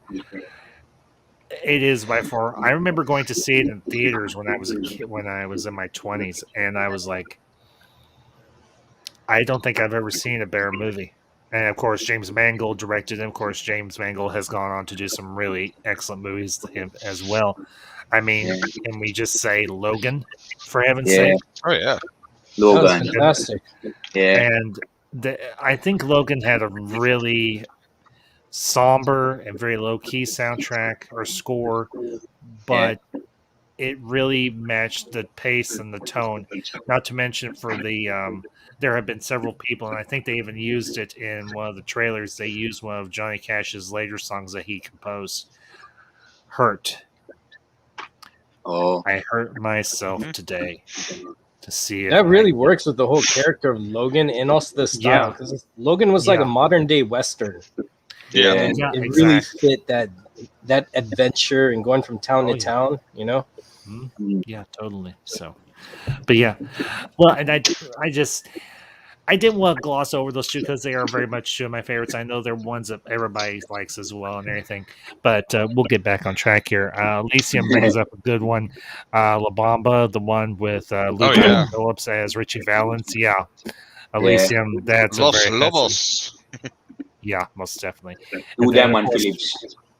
Yeah, Lou Diamond Phillips. And then, of course, Ferris. Which Men in Black movie has the best Will Smith song? The first one with Men in Black song, or the second with Nod Your Head, black suits coming in? The first one. Ferris, I'm going to have to admit it. I think the first one has the best soundtrack. First one, yeah. I'd say the first one, too. It had two singles, not just one. The first two one singles, yeah. Two great singles. Cruising. Cruising was nice. Yeah. Well, not to mention the score itself was very unconventional. Of course, I think Danny Elfman did the score for that one, for Men in Black. I think so. Maybe? Yeah. I'll find out. Give me a minute. Yes, I'm almost positive he did. Well, he worked. I know that Elfman worked with Burton, but I know that he also worked with Sonnenfeld. Who did? Well, Men in Black had a great soundtrack too. Men in Black, the third Men in Black movie had a great soundtrack as well. The latest one. Not the third one. Men in Black 3. Oh, you mean the fourth one with International, or the one where it goes in the past? Yep. Not Men in Black International. The one before Men in Black 3, Will Smith had a great soundtrack as well. Yeah. Yep, Danny Elfman did the score for the first Men in Black. You know what's another good one? As you were talking about Blues Brothers, it took me back to Bluegrass. I love Bluegrass. So, Oh Brother, Where Art Thou? That has a beautiful collection of The bluegrass Man of artists. Constant Sorrow, and Yeah. And not only that, the soundtrack was so monumental. It had a sequel soundtrack called Oh Sister, Where Art Thou? And that was just as powerful. That they had a tour called Over the Mountain with all the bluegrass artists and some shows.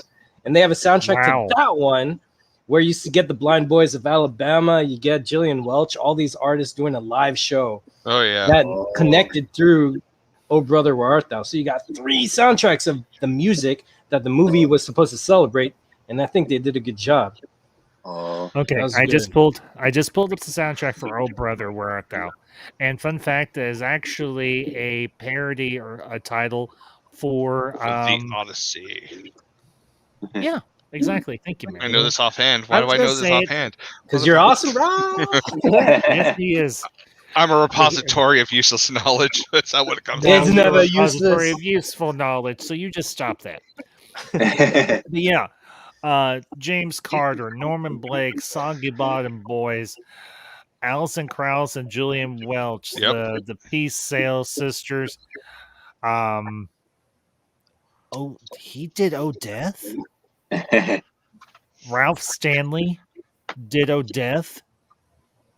Is that the same Ralph Stanley that did Oh Death for Supernatural that had one of the greatest introductions of a character ever in the history of ever?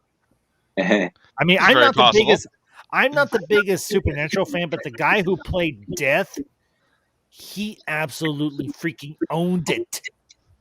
Agree. Owned it. Let's see. John Hartford, the Stanley Brothers, John McClintock, Chris Thomas King, the Whites, Emmylou Harrison, Alison Krauss, the Cox family, Tim Blake Nelson, and the Fairfield 4. Now, you want to talk about some great old, like gospel, or Southern. Yep. I'm not exactly how you would categorize the soundtrack for Oh Brother. Mostly bluegrass. That's it, bluegrass. Bluegrass. True country. Some great country and bluegrass artists. Blade Runner had a good soundtrack. Blade Runner, the first Blade Runner movie with Harrison Ford. Great soundtrack. Well, yeah. I think Alicia brought it up a little while ago. So. And there is Alicia there in the corner. Hi, Alicia. Hey there. Okay, wrong. Hey, Alicia, how you doing, my dear? Thank you very much. I know my birthday's a few days early and everything, or a few days from now. And Leroy, there's no reason to thank me. And George, that's fine, man. You got things you gotta do. I understand. So I appreciate you coming by for however long you wanted to stay. So I hope you enjoyed yourself, bud. So yeah, well, I'm not gonna bounce just yet, but I'm just letting you know in 10 minutes I'm gonna bounce. No, that's fine, dude. That's totally fine. I have one thing that is, again, one of the best soundtracks of all time, which would be Fast Times at Ridgemont High. Yes. Yeah, I agree. And then I also have a joke that is on the side from one of the worst movies I've ever seen in my life. What's that? And it ties into it because it is a movie that stars both Carrie Fisher and a member of the original Saturday Night Live cast, which is Chevy Chase. Are you gonna spill it out? Absolutely. 1981 movie called Under the Rainbow. I am one of the 5 people that have actually watched this movie. I remember. And it involves this thing called the Rainbow Hotel, and Chevy Chase and Carrie Fisher are all dressed up, and they get on board this elevator, and the hotel just happens to be holding a convention for the remaining Munchkins from the Wizard of Oz movie. Nice. And so here we are. It's in the 80s, and they have all these, the people who played the Munchkins in that movie. They're all in this hotel. They're the actual people from the movie that started. Wow. It's not a bad movie. So Chevy Chase and Carrie Fisher get on board the elevator. Chevy Chase says, "Ballroom," and the Munchkin says, "Sorry, it takes 2 steps to the left." I love it. That is all I have for now.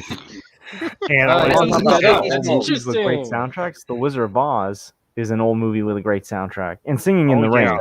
Yeah. The original. Yes, The original absolutely. And I do want to send a shout out to the chat, of course. My good friend Alicia Victoria Parker at Superior Hair Collectibles. Good to see you both. Thank you for being here. And to answer your question, Alicia, for you, anytime. The link is above in the chat. Go ahead and Oh, use it, my yeah. dear. And no, Ferris, we actually did bring that up earlier, but yes, the soundtrack for Godzilla '98. Oh yeah. Yeah, that is by far one of my all-time favorite soundtracks from Great. the '90s. How about yeah. The Graduate? I The never Graduate actually is seen good. it. It's good. That is Dustin Hoffman and just oh god, what was the name of the band? Classic movie. Simon and Garfunkel. Oh, is that the one that has "Hello Darkness, My Old Friend"? Yes, Sound of Silence. Oh, Ambassador, how about Yeah. this one? We were talking about it weeks ago. Office Space. Yes. Feels good to be a gangster. Yeah. Yeah, totally, George. That's a good one too. There's a rare one. You guys remember the soundtrack to Not Another Teen Movie?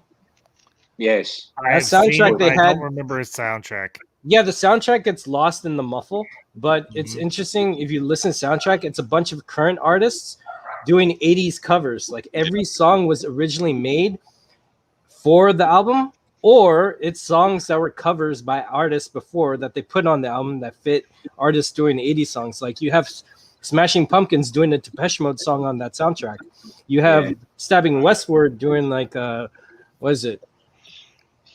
A New Order song. Yeah, they did a New Order song. You even have Marilyn Manson doing a New Order song. All the songs are 80s covers. Not Another Teen Movie has a really cool soundtrack. It's very unique. Yeah. Ooh, I'm trying to think of some other ones here. Well, no, I've got to bring it. I've got to bring up Elysium's here. Yeah. South The Park. soundtrack for South Park, Bigger, Longer, and Uncut. I know that soundtrack and some of the songs by heart, particularly one song in particular. Deal with Yeah, the I Peter, knuckle? watched that movie for the first time. It was hilarious. Oh, I remember going to see it in theaters. Yo, blame And- Canada. That's like amazing. That song is amazing. Did any And Canadians I complain want- about that movie? No, they were probably like, yeah, you guys do that. Who I knows? do want to It's welcome. more a compliment. I want to welcome a good, dear friend to the stream. She is beloved by all. She is an awesome lady, and she is a very good friend. The one and only Miss Alicia Victoria Parker. Madame Alicia, how Alicia. are you? Hello, everybody. Hello. Happy early Hello. birthday, Ambassador. Thank you, Alicia. I appreciate it. Truly. Oh, Thank God. you so much. Oh, Do I you thought it was realize that this stream has gone on for an hour and a half and no one has mentioned Pulp Fiction? Pulp I Fiction. got here late. That's you guys' fault. I hang my head in shame. I am a poor, Classic. poor host. There's I so do many, want- there's I so do many want- movies. I do want to A say whole Well, it's so lot. default. We thought we already talked about it. There We are a whole haven't lot yet. of them. But I do want to address Elysium's comment and everything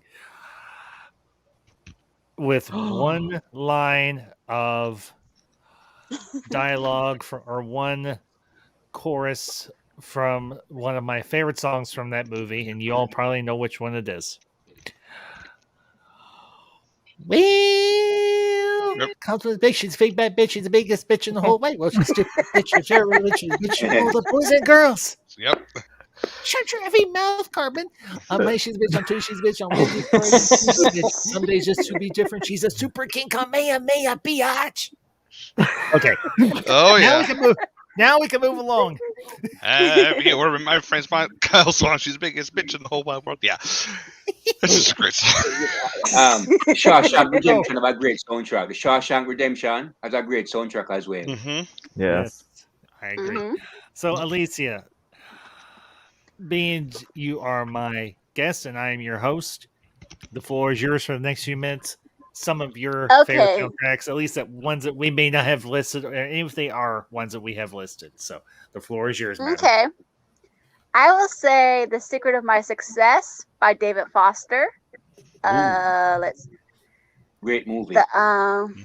Let's see, the Bodyguard soundtrack. That's a good one. Yes. Yep. Back to the Future. Yes.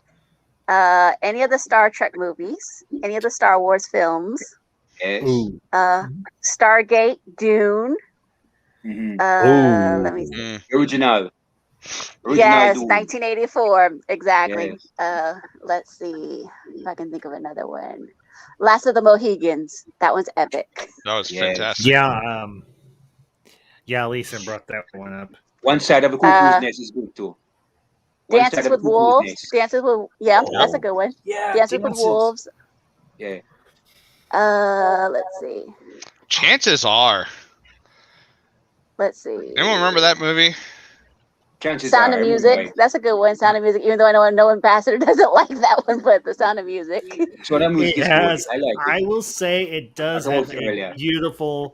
beautiful score and a beautiful soundtrack, but I just okay. Let me qualify this 65. very specific. Musicals are kind of. When it comes to musicals, as I said when we got started, I am not the biggest fan of like the really saccharine, sweet type of musicals. I will tell you all this.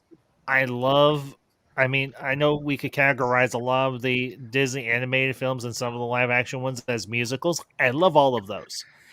But two of my all-time favorite musicals are more from the modern era, or at least the 2000s. And that is, of course, Moulin Rouge and what's the other one? Chicago. I haven't seen Chicago in ages. I gotta rewatch it. Pocahontas is good too. I absolutely love those movies, and I absolutely love those soundtracks. And Josh Bowen, Phantom of the Opera. Yes. And also, and you all may not suspect this about me, but I'm not saying this to sound like I'm better than you. I'm not. The Les Mis. Les Miserables. Yes. Yes. The movie version of Les Mis. Every version of that soundtrack is epic. Seen that one Yes. The movie. Yes, The movie Evita's the is best one with Antonio glorious. Banderas. How about A Hard Day's Night and The Yellow Submarine? Yeah. Those are pretty good. Superman like the movies. Beatles. Superman movies have got the good John soundtrack Williams, too. first Superman movie. I understand. Yeah. Hey, Coach, Willy Wonka and the Chocolate Factory. I understand, but it's Oh, okay. I love Willy Wonka. Untouchables. Untouchables is a good one Untouchable too. with Kevin Costner. Ooh. Yeah. You guys No Way remember? Out. No Way Out. There's- Have a good soundtrack too. No Way Out with Kevin Costner and Gene Hackman. Have a good soundtrack too. Yeah. As far as Mhm. musicals, for me, it's Wizard of Oz, Willy Wonka, and Singing in the Rain. Like Now, those three Face go- off. Face off. George, I will say this about you. You have a very eclectic but very Renaissance approach to the type of movies that you appreciate, and I respect you for that. I do. I do. Yo, it's I mean, these are like movies that like I got into like in many different ways. Like Wizard of Oz was always like a classic. Singing in the Rain I watched in like my high school like movie club, and since then I just fell in love with that movie. And Willy Wonka Dude. one Easter, like we found it on TV, and I fell in love with it. Yeah. dude, not a thing wrong Sleepy with Hollow. that. Sleepy Hollow have a good whatsoever. soundtrack to Sleepy Hollow. Yes, actually, Leroy, I'm Sleepy glad you Hollow. brought that up. I mean, yeah, Sleepy Hollow, absolutely. And Beetlejuice. Beetlejuice. Yes, another Danny Elfman great. Elfman. I mean, you think about Titanic. it. Any Tim Burton movie. Yes, God. Alicia, man, Ambassador No. would love you for saying that. No. Titanic. That soundtrack should have Jeremy gone knows how down to with the pick his shit, music. man. No. Well, Leonardo Okay. DiCaprio. Titanic, I will say this- Avatar, I Terminator. will say this: if you remove one song that was played way too much in the '90s and early 2000s Yes. from the Titanic soundtrack, the soundtrack and the score itself are beautiful. But I do want to bring up Yes. Ferris's comment here real quick and everything. One of my favorite movie soundtracks from the '90s is Yeah. City of Angels. Oh, I've yeah, that's a actually good heard of that one. movie. I've just never seen it, but I do know who's in it. It's And got Iris got- was played to death. No, Yeah. Or the Ferris. Arms of the Great Angel. soundtrack, That one they yeah. played over and over and Oh, over yeah. again. Yeah, it's good. Yo, Ferris. I like In the Arms of the Angel. I think that's a beautiful song. I actually like It's that a song. beautiful You see song. the It's just puppies? they overkilled it. They overkilled it with all Yeah, the they PETA overdid it. stuff. I will agree. They put puppies on that shit, and then it's like, I can't see this thing anymore. Yeah, That's how the reason I don't watch TV. Or they'll die. Well, one franchise I think does have a good score, even though the movies are like sometimes, although I do like the first one, is the Michael Bay Transformer movies. The scores are actually very good, and I do like the I Linkin will Park agree. songs they play at the end. And I'll be honest, Yeah. I do like have a soft spot for the first three films. I actually think the first film's pretty good, but Yeah. I like like the the first score three. for the Transformer movies Yeah, that's cool. good. Hey, Joe, And Joe, Joe. and the Jay- Linkin Park songs. Yeah, Linkin Park. You would not suspect me of this, but I like Linkin Park. And Shandoko, I actually thank you for popping by again and everything. I know you were here the other night. I appreciate it, and thank you very much for the wishes. I appreciate it. Since on the subject of musicals, it's not really a movie. It's a lot more recent, but I love Hamilton. Recommend if you ever get the chance to see it. Shandoko, Great I play. believe it's actually on Disney Plus right now, so I may. It is. I've heard a lot. It is. Is it okay? I may definitely Yeah, give it that is. Because I check. did a watch party for that with my mom. So yeah, we did that one. Oh, Nice. cool. Yeah. Nice. I mean, you think about. I mean, I know. As I said, I know I have my certain issues with like the old school musicals, but newer stuff, I really enjoy. So, What the Greatest Showman? Oh my God! Ooh, Yes. fantastic. Yes, I love I that felt like one. the musicals I liked. The I wasn't soundtrack to expecting Heat. much from the film, but I really Heat. enjoyed that Have a film. good soundtrack. Heat. Have a great soundtrack. Mhm. oh, Heat with Robert Heat. De Niro and Al Pacino and Val And Kilmer. Al Pacino, Yes. yes. Scarface. Yes. Scarface. Have a good soundtrack. Scarface. Oh, the one with another Al Pacino, yeah. another one with Al Al Pacino. Scarface, Yes. Mm. You know, I do there's want- two films that have a good soundtrack that the Olympics still today use music from, and it's Kevin Costner's Robin Hood. A lot of Yep. music from that soundtrack is still Robin Hood, used. Prince of Thieves. Oh, Yeah, they use all the music. They just Yes. ditch Bryan Adams for some reason. They Everything use all I his do, music. I do Yeah. it for you. And then Yes. the other Yeah. one That's that me the and my Olympics. boyfriend's one of our songs. I remember that. And then that song and Dragon, the Bruce Lee soundtrack. That one for that movie in the 90s, that's still used to Olympics today. Those two soundtracks are so beautifully triumphant. Check them Yeah. out. You guys Oh, I remember know the one new? too. I think Randy Edelman does the Bruce Lee Dragon the Bruce Lee story soundtrack. I never Yeah. saw Who was this it? Did you guys? This track is Did good. you guys This say track. Chariots of Fire by any chance? Because that was got Yes. a really good one. I Okay, think Chariots so of somebody yeah, Fire, mentioned it. yes. Yeah. There's another, the crazy thing is there are a lot of movies from the 80s I've never seen. Of course, I was way too young to see some of them too, but I've never actually watched Chariots of Fire all the way through. At Chariots least of once. Classic. But I will tell Mountains you, of Elysium, Sister Act was a fun movie and soundtrack, and also Yes. 2. You have to put 2 in there as well. 1 and 2. This Yes, guy- those This two are the act too best is ones. legit, you know. my Risky mom Business. Have a good loves soundtrack. Sister, Risky Business with My- Tom Cruise. Yeah. Risky Business. Mother Ambassador loves. She still has copies of 98 Sister Tree. Act and Sister Act 2 on VHS. Risky Business. Have a good soundtrack. Risky Business with Tom Cruise. Have a good Oh, soundtrack. Risky Business. Yeah, absolutely. What about the remake of Romeo and Juliet Yes, That's a good Yeah, one. that's That's a okay. good That's one. a good Yes. one. with the one Hilary with Leonardo Swank and DiCaprio? That's by the That same wasn't director, Hilary Moulin Swank, Rouge. It was Claire Danes. Clara Claire Danes Danes. and Leonardo Danes, that's the one. DiCaprio. Clear Dean. Yeah, because me and Alicia 1995-ish. talked about Robin Hood, Prince of Thieves, and the Baz Luhrmann Romeo and Juliet. I'm gonna have to look up that Yes, soundtrack we now. did. Um, I remember that. Yeah, That was a that lot of song fun. from Garbage was just That flat was- out that was a- amazing. It was a good Oh. movie in its own And way. also Loveful. I like how it was shot. It was so gorgeous. Yeah.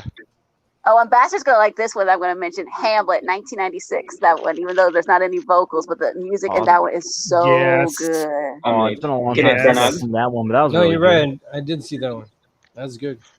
Here we go, soundtrack. Yes. Yeah, I actually have on my playlist the song of I've got it right here. And of course, one of my alternate rock queens, Shirley Manson. You've got Garbage, Gavin Friday, Desiree, The Cardigans, Quentin Tarver, Radiohead. Oh, I love that song. Yeah. Oh, I love that song so much. You and Me, The Wannabes, Everclear, 1 Inch Punch, Butthole Surfers, Kim Mazel, Mundy, and Stina Nordstrom. But number one crush, after you're done listening to that song, you need a cigarette. Yeah. I mean, just listening to Shirley Manson go, oh. It's like, did we just do it? How you feel afterwards? I mean, if I knew I wasn't going to get a massive copyright strike for playing that song right now, I would freaking do it. Of course, I could just switch over to Twitch Don't do it. Don't play nothing right now. They'll shut down the channel. Ambassador, I do want to mention this one before I go because I'm about to go. But Reservoir Dogs and that song they play like stuck in the middle as he's cutting off that officer's ear and he's torturing him. That moment always gets me. Oh, dude, don't feel bad. That moment gets everybody. I think everybody's colorblind. But it's like the way he's dancing, like right before he cuts the ear. It's like. What, like this guy's a psychopath, like holy crap. Yeah. Well, I'm gonna bounce, Ambassador. Yo, good seeing you, man. Good seeing you, George. It was nice seeing you, Roy and Ambassador. Have a happy birthday. Thanks, Happy George. birthday, I'm gonna take a bath. Going to have a bath. Okay. Take care, guys. Right. Great life. All your lives are great. So, thank you, George. Take care. And thank you, Leroy. Thank you for allowing me on your stream. Thank you for allowing me on your stream. Nice talking to you. Good seeing you, Leroy. Yeah, Leroy. Peace out, man. Have a good one. All right. Thanks, Leroy. You have a good night, man. So. All right. How about one that I love to hate? Pretty Woman. That's okay. That's okay. I don't hate Pretty Woman, but I've only seen bits and pieces of it. I've never seen it all the way through. It's okay. I don't recommend soundtrack. it. Fantastic. It was a great soundtrack, but man, yeah, They played that one song to death. What was that? I think I'll Get Over You, and also the one from Roxette. It must have been love. Oh yeah, it must have been. Oh love. yeah, that's right. It must have been love. They overkilled that one. Gag me. What with about the Mask of Zorro? The Mask of Zorro had a really good soundtrack. Yes. Oh, yes. Yeah, great. Because that's the same. What? It had the same music as like Willow. Who's the guy who did it? Oh, forget it. Oh, that's a good one too, Willow. Or the Batman films too.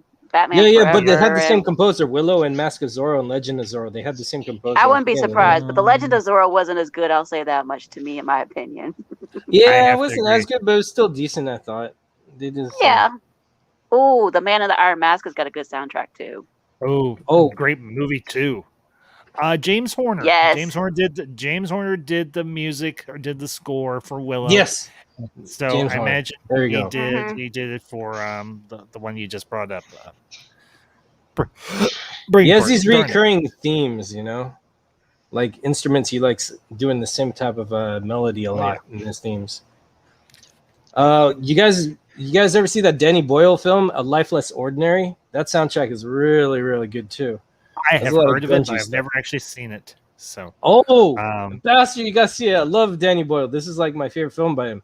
He's got artists on the soundtrack like Beck, Luscious Jackson, Folk Implosion, REM, Underworld, Faceless, The Cardigans, Elvis Presley, Bobby Darin, Squirrel Nut Zippers, Dusted, The Prodigy. A whole weird mix of artists that actually work on this, make the soundtrack and movie work.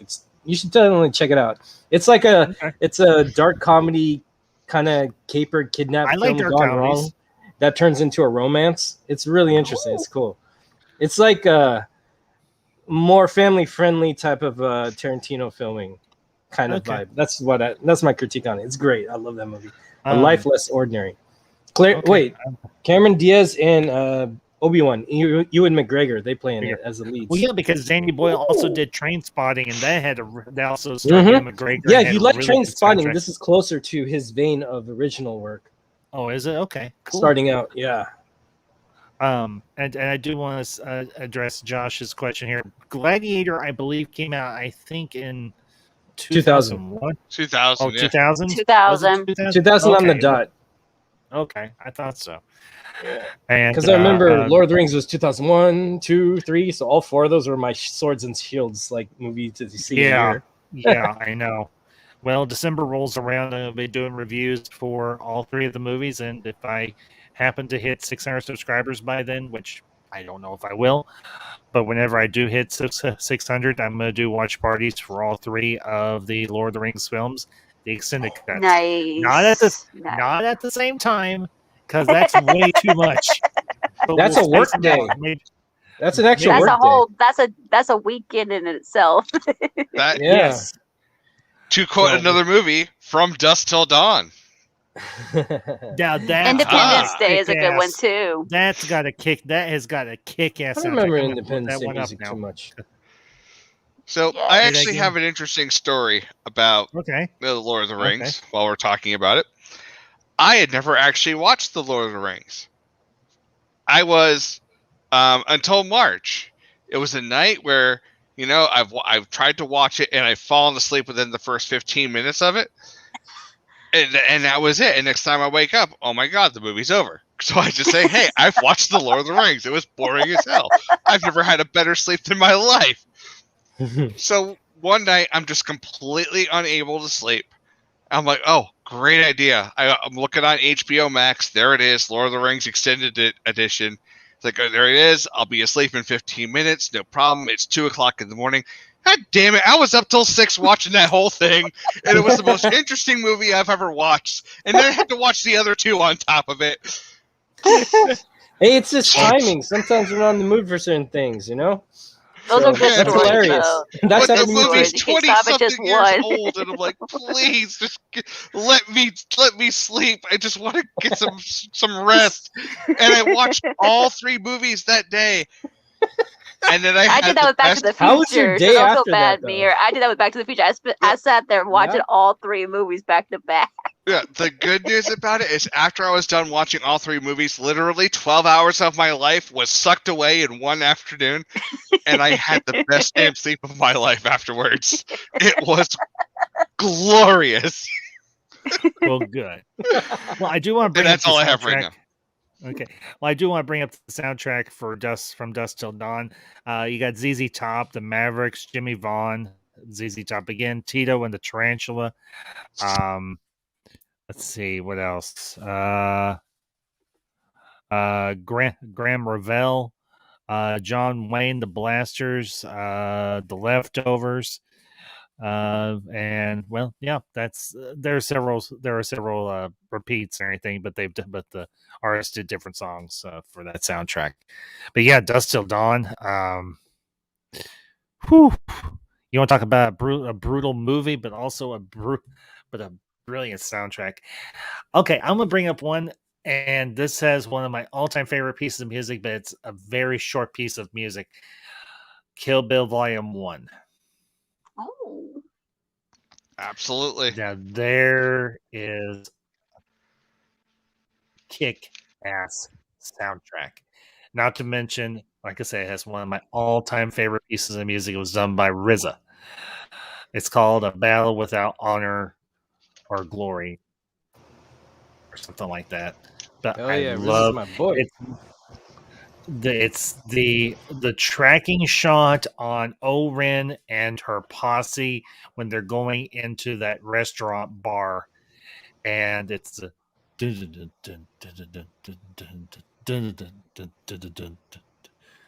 and it's 2 minutes and like 30 seconds of absolute musical glory. Like, that's one of the greatest shots of ever done, and they did it all in one freaking take because Quentin Tarantino is just that damn good. Oh yeah, that shot and that music in that moment kind of set the tone for everything that was going to go down afterwards. It was like, you know, the curtain rising, you know, and the show was going to begin. That was a good moment. I know that moment. That's a really good one, man. Yeah. Well, all right, Koj, I've got I know 2 more. What's that? How about Well, just Sorry, go ahead, Ambassador. well, I know Kojay's got to bounce or anything, so Kojay, thank you for being here tonight, and I hope you had a good time. And look forward to seeing you again. Of course, I'll see you Friday with the rest of the council and everything. But appreciate you being here, man. Truly. Yo, thank you. And I totally brain farted on the timing last. No worries. Yesterday, I even saw that I acknowledged the timing change. I just totally blanked. But yeah, thank you so much. Happy birthday, brother. I'll be here next week at Ambassadors Council of Ones. Don't miss it. And thanks for having me, man. I had a great time. Y'all are cool. Indeed, man. It's great talking to you. Yeah, Kojay, Yeah, it's nice you have a meeting good you. night, man, and you Pleasure, take care of pleasure. yourself. Yeah, hey, everybody, if you are not subscribed to Kojay, I highly recommend you go check him out. He does a lot of great content on his channel. He doesn't do as much as a lot of others, but he puts the time and he puts the work into his stuff. So if you are not subscribed to Lord Kojay, go give him a sub. And to do the same for this young lady down here below me, AVP. She is one of the biggest geeks, but one of the smartest, one of the funniest, and one of the most sincere geeks I have ever met. And she is a huge, and I mean a huge, Orville fan. I mean, she's like an Orville mega fan. She is a mega fan of Orville, like I am a mega fan of Marvel and Star Wars. So This is all true. yes, Why, yes, it thank is. you both. And I do want to address Ferris's comment here. I love Broadway musicals like Phantom of the Opera, Les Mis, Miss Saigon, Whistle Down the Road. Anything that has Andrew Lloyd Webber creating the music is so good. Oh, yeah, yeah. Ferris, Agreed. I cannot. Or Richard Rogers and Oscar Hammerstein too. They had some awesome musicals Oh, too. Rogers and Hammerstein, yeah. So, and a Oh, shout yes. out to the chat, DJ Odyssey. Deej, good to see you, man. Thank you for popping by, and thank you for the birthday wish. I appreciate it. Birthday isn't done until really Wednesday, but I figured, what the hell, get an early start. Why not? I have this very strong belief that once you hit your 40s, you're entitled to a birth month, and fuck anybody that disagrees. Part of my French. Okay. And hey, Deej, I don't know if you want to join the conversation or not. If you're free tonight, the link's up top in the chat and anything. We're just talking our favorite soundtracks, our favorite composers from our favorite movies. So just chilling, having a good time, and just hanging with my friends. How about Stand By Me? Oh, dear Lord. DJ, don't you dare. Uh-oh. We're in Oh, trouble. God. I got Shots a bad fired. feeling. I got a bad feeling about this. Shit. Although, if you really wanted me to be perfectly honest, when this stream first started, I gave the ambassador the second worst regret of his life. It's like, oh, Lord, look who's in the freaking show. Oh, it's just all these All moaning right. like he got bad gas or something. It was phenomenal. Well, coming from parts unknown, you know him, you love him. He's pink, he's furry, and he's just a little deranged, but we still love him. The one and the only Mr. DJ Odyssey. Oh, shit. There he is. Happy The pink birthday. No. Happy birthday to you. Happy birthday, Mr. President. Happy. I'll still make the video. Take it now or get it by Wednesday. I'm just messing with you, Teach. Thank you. And I may do it in spandex. So you better watch it. Don't you Oh, dare. jeez. Don't make a fool of yourself any more than you already would. Please. I have no shame. Yes, you do. You have some shame. No, I don't. in it. Yes, you do. No, I don't. Yes, you do. I have no shame. Yes, you do. No. Do. All right. I'll sing happy birthday to you in a video while doing the truffle shuffle. Oh, Lord.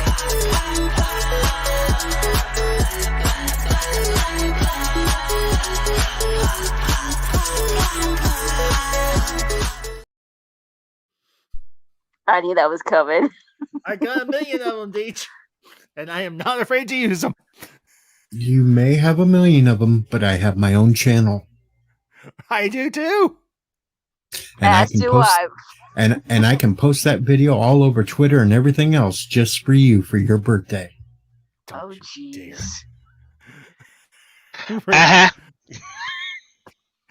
Oy vey. All You're right. not muted. Mirror, shut up. Not anymore. Wah, wah. My song's Did you not mention done. Did you mention Gone by the Wind by any chance, Ambassador? Because that's got a good soundtrack. That's a very good one. It's got Look. a sweeping and massive and glorious soundtrack, regardless of what. Braveheart too. Braveheart as well. Braveheart's another one like that too. The way that I feel about things, Mr. Ambassador, is that I have never sang "Happy Birthday" in that Marilyn Monroe, not Marilyn Manson, to essentially a Smurf with a pituitary disorder in uniform. I think this is a Guinness moment. Oh dear Lord, please don't. I will have to. I'm just gonna have to stay off social media and YouTube for an entire day. I think I can do that. I love you. Always have. Shut up. Well, Deej, and Deej, obviously you know the topic of the night. So, some of your favorite soundtracks, or your favorite composers, or whatever the case may be. Favorite soundtrack: Eddie and the Cruisers. Is that Followed God, by- that's a phenomenal one. What movie is that Followed from? by Eddie and the Eddie. Cruisers. Okay. That is a great movie. I don't think I've Gave actually us heard that. On the Dark Side. Tender Years. You mean when you were young? Well, you know, back in the 80s, I was young, so yeah. Wild Summer Nights, another one. Yeah. Eddie Lou's got a new pair of shoes. That's I do want. easily one of my favorite movies. And Season in Hell. That is true. The Unknown second album. That's gonna be Wednesday for me. I do want to bring up Ferris's comment here. Ambassador, have you ever listened to the soundtrack for the animated movie Quest for Camelot? Not to mention it was David Foster doing the soundtrack. Also, The Prayer by Celine Dion and Andre Botticelli. Ferris, to be honest with you, no, I have never seen Quest for Camelot. The It's music not is that so good. The music is so good. Okay, I will tell you I'll tell you a favorite soundtrack for a man-made film of mine. It's not a Disney film. It's actually a DreamWorks film. Prince of Egypt. Yes. That has I have all three of those. The Nashville one, the regular one, and the main one. Oh my God, yes. I will tell you all with no. Shut up, Elysium. Uh-oh. Well, Elysium, you know, this is one of the. hey, Elysium, my this is birthday one of the rare videos. times you. Elysium, this is one of the rare times you have earned a drop.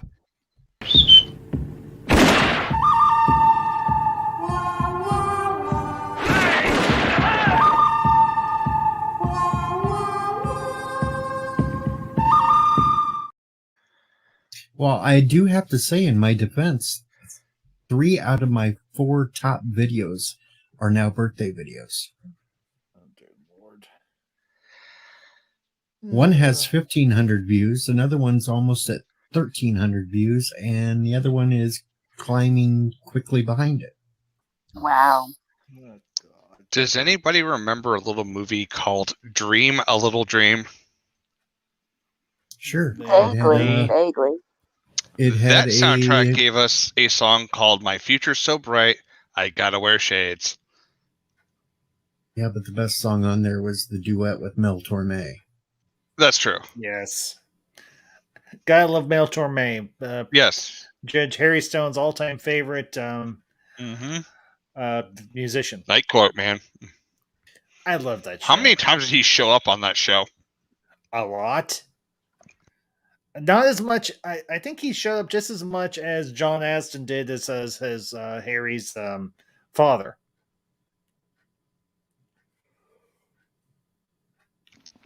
And keep remembering that Mel Torme just hated the bastard until the very, very end. Mm-hmm. Another good one with Mel Torme is when he showed up on Sliders. He did? Yeah. He was a undercover FBI agent who was basically a singer, too. Cool.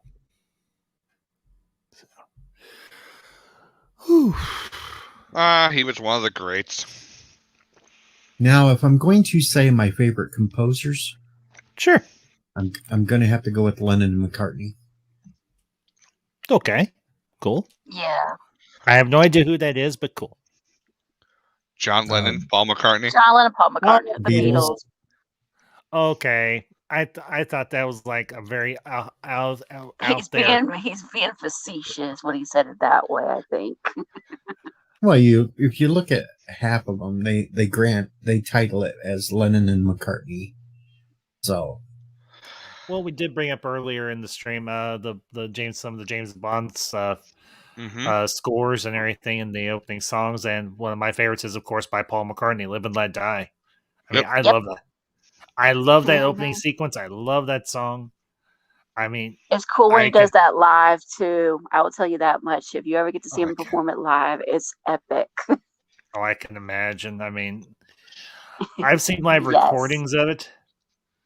When you see it in person, it's much more. It gets your heart pounding. Trust me, I saw it a couple of years ago. Now, I will tell you one of my all-time favorite James Bond opening themes.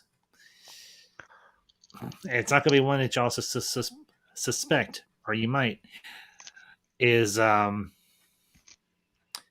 World Is Not Enough.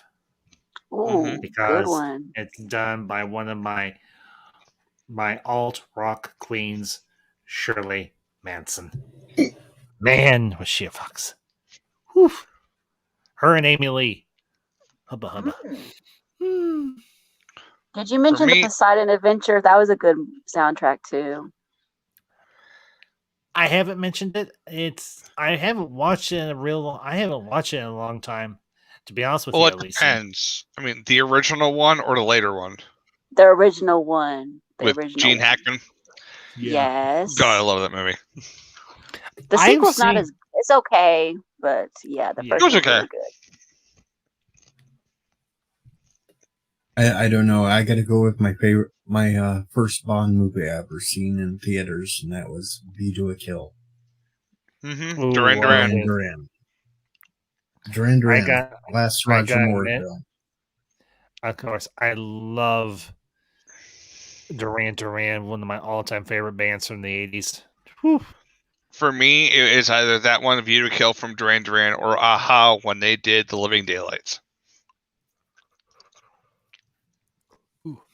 I'm going to go for the alt. Go ahead, Beach. Go ahead.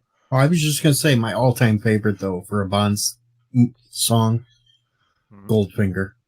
Yes. Oh, yeah, Shirley Bassey. Yeah. Yes. Man with a Midas touch. Or Thunderball with Tom Jones doing. That's a good one, too. Song. That is a good one. You know, I like the old school Bond themes and everything, and the opening sequences and stuff. But I have to say some of my favorites and everything. Like I mentioned, The World's Not Enough, but also they did it was like the first time they ever did a music video for a Bond film, GoldenEye with Tina Turner. Mm-hmm. She brought it. And at her age, she looked good in that white dress. Sheena Easton with For Your Eyes Only. Yeah, For Your Eyes, yeah. So, I do want to address Ferris's comment here. Ambassador, I should have asked this during your excellent stream. Which composer has the best score and theme in the franchise? James Cameron or John Ottman? Ferris, to be honest with you, I'm not really aware of who did which score, but I have to say both scores, in my opinion, are very, very good. So I don't know if that really answers your question or not, but in my perspective, the scores are equally good. So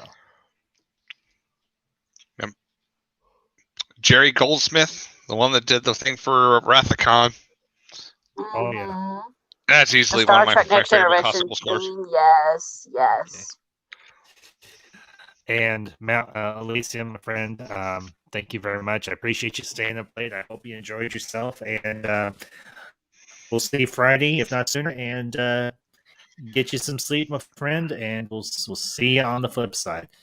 Peace and God bless. So, speaking of Star Trek, for a minute, I want you to know the box is finally open. Oh, for the construction has begun. Oh, good. Well, you mentioned you were going to do it once you were done with school for however long it is. So. I know. I'm off for a little less than a month now. Nice. That's good. These first 3 days, I just wanted to do absolutely nothing, and that's exactly what I did. I've been slacking off so profusely simply because I can. And it feels good. Well, hey, I don't blame you. So, but opening the box, if there's one thing I am so absolutely relieved over, they've already drilled all the holes. Well, that's good. Like, thank you, God. Thank you. Let's just hope they didn't drill them too big.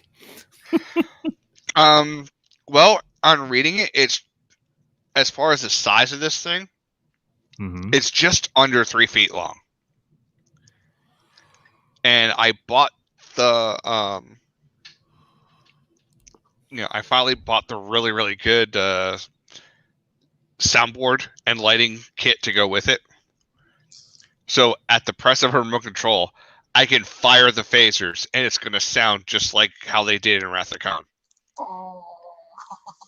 And also the photon tubes, etc., etc. I cannot wait to get this done so I can show it off. Alexa, fire photon torpedoes.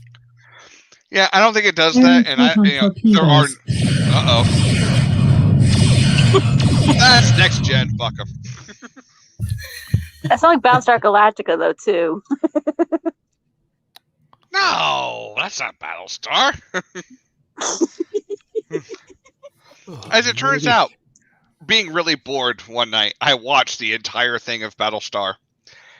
Which one? The newer ones. Okay, see, the original one is better. Okay, so yeah, 78 is so much shorter. So you only get like 11 episodes. But the 81 sucked. The remake of that sucked. Hey, I'll fight you on that. I like Battle Galactica 80. Okay, but look what's good at that one is the finale. Nobody can argue about Buck Rogers season 2. That was ass. Yeah, the only good thing about Buck Rogers season 2 was Hawk. Well, the best thing about season 2 is that it ended. It was just so bad. I'm going to say this. I actually liked the reboot of Battlestar Galactica. I thought it was grand. It was epic. It was awesome. The acting, the writing, everything was just on point. I loved how they brought in. It wasn't just fighting the Cylons. They brought in topics on religion, on how certain things are just so unexplained that were happening, and they were, for lack of better words, they were miracles. Yes. And hashtag not my Starbuck. Yeah. Hashtag who gives a rat's ass. Hey, you know what? Just call him face man. All right. Though. It's still hashtag still sci-fi anyway. She was awesome. She was gorgeous, and she makes a great Mandalorian leader. Yeah, I don't. Yeah, yes. I really don't. I don't see it. I think she's uglier than a mud fence. That's pretty much how I'm feeling on the matter. However, that's the pot calling the kettle hideous. Well, I know I'm ugly, but that's why I can judge others. Katie Sackhoff is not ugly. She's decent. I'll say that. She's decent. She's She can clean up well. Have you seen any of her recent pictures? I've seen pictures of you. Oh, burned. Oh shit! Birthday bombs, man.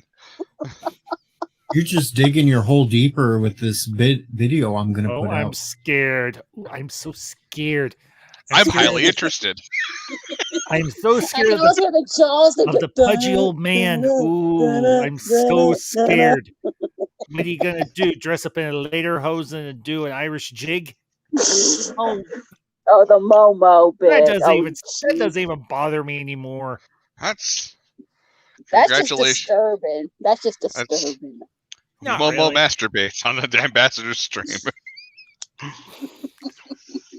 Oh no, you should. Oh, been. Ambassador, you should have been. Wonka, yeah, go away, Fonzie, go away. You should. Nobody wants you. You should have tuned in last night when I was over on Orange Hat Reviews channel. We were talking about the Spectre versus Ghost Rider, and we got off on a kind of a weird tangent that I kind of instigated, and we were talking about who would do a good voice for the Spectre, and I brought up Michael Ironside. I'm like, hey, Michael Ironside did the voice of Darkseid. And it got very strange very quickly from there. And it was me who instigated the strangeness because I was talking about the fact that Darkseid's ass looks much like his face, gray and craggy, like old, dried out gray dirt or clay. And then I made the insinuation that Darkseid swings with a certain direction because Granny Goodness looks and sounds like a man because she was voiced by Ed Asner. Wow. You should go check out the stream. It gets really, really Look, weird. Ed Asner died this week, so have some respect for the dead, man. I do have respect for him. I was just talking about the character that he voiced, nothing more.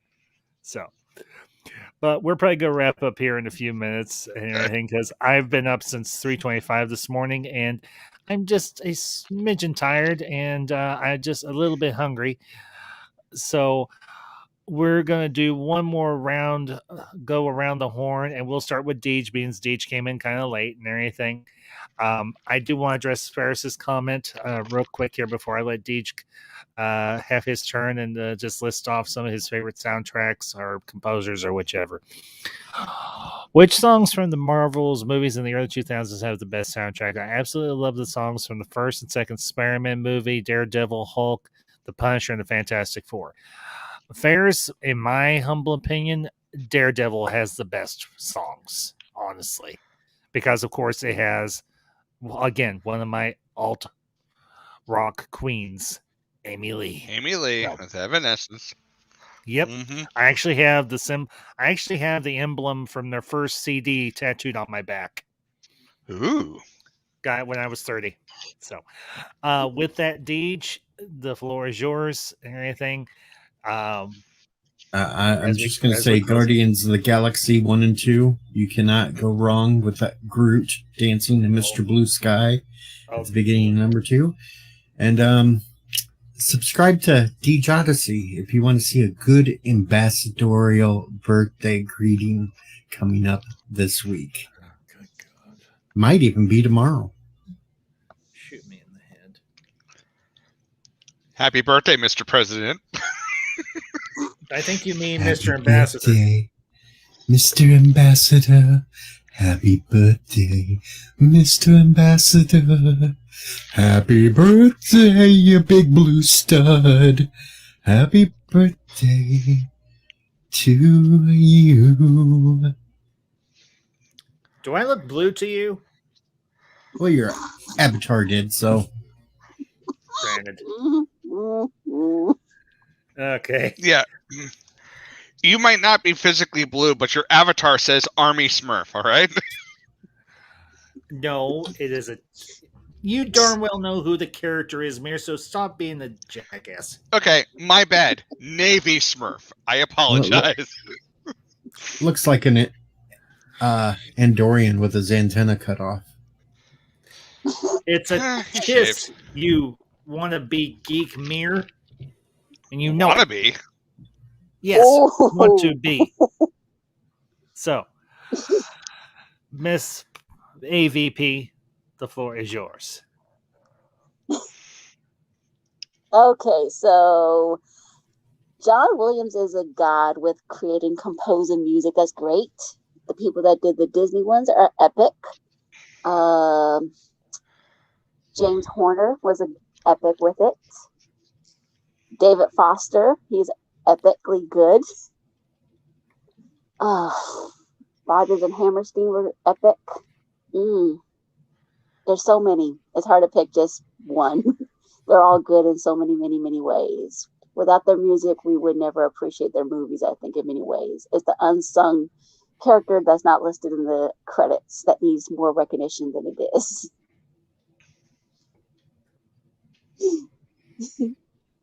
Very true. I agree. Very, very Fine. true. Okay, Mir, your turn. Well, let's see. 70s. Actually, wait. 60s. Hard Day's Night. 70s. Yep. Ooh.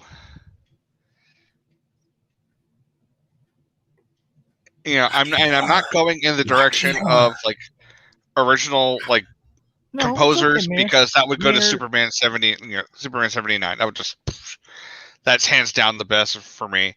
Yes. But Rocky Horror. yeah, Rocky Horror Picture Show Oh. kind of wins that one. Dang it! I wish we had more. I wish we had more time to talk about. That's a good one. Let's see, 80s. And now that's you're kind of going into that rough territory. I'm gonna give it to Fast Times at Ridgemont High, because man, that soundtrack was just incredible from start to finish.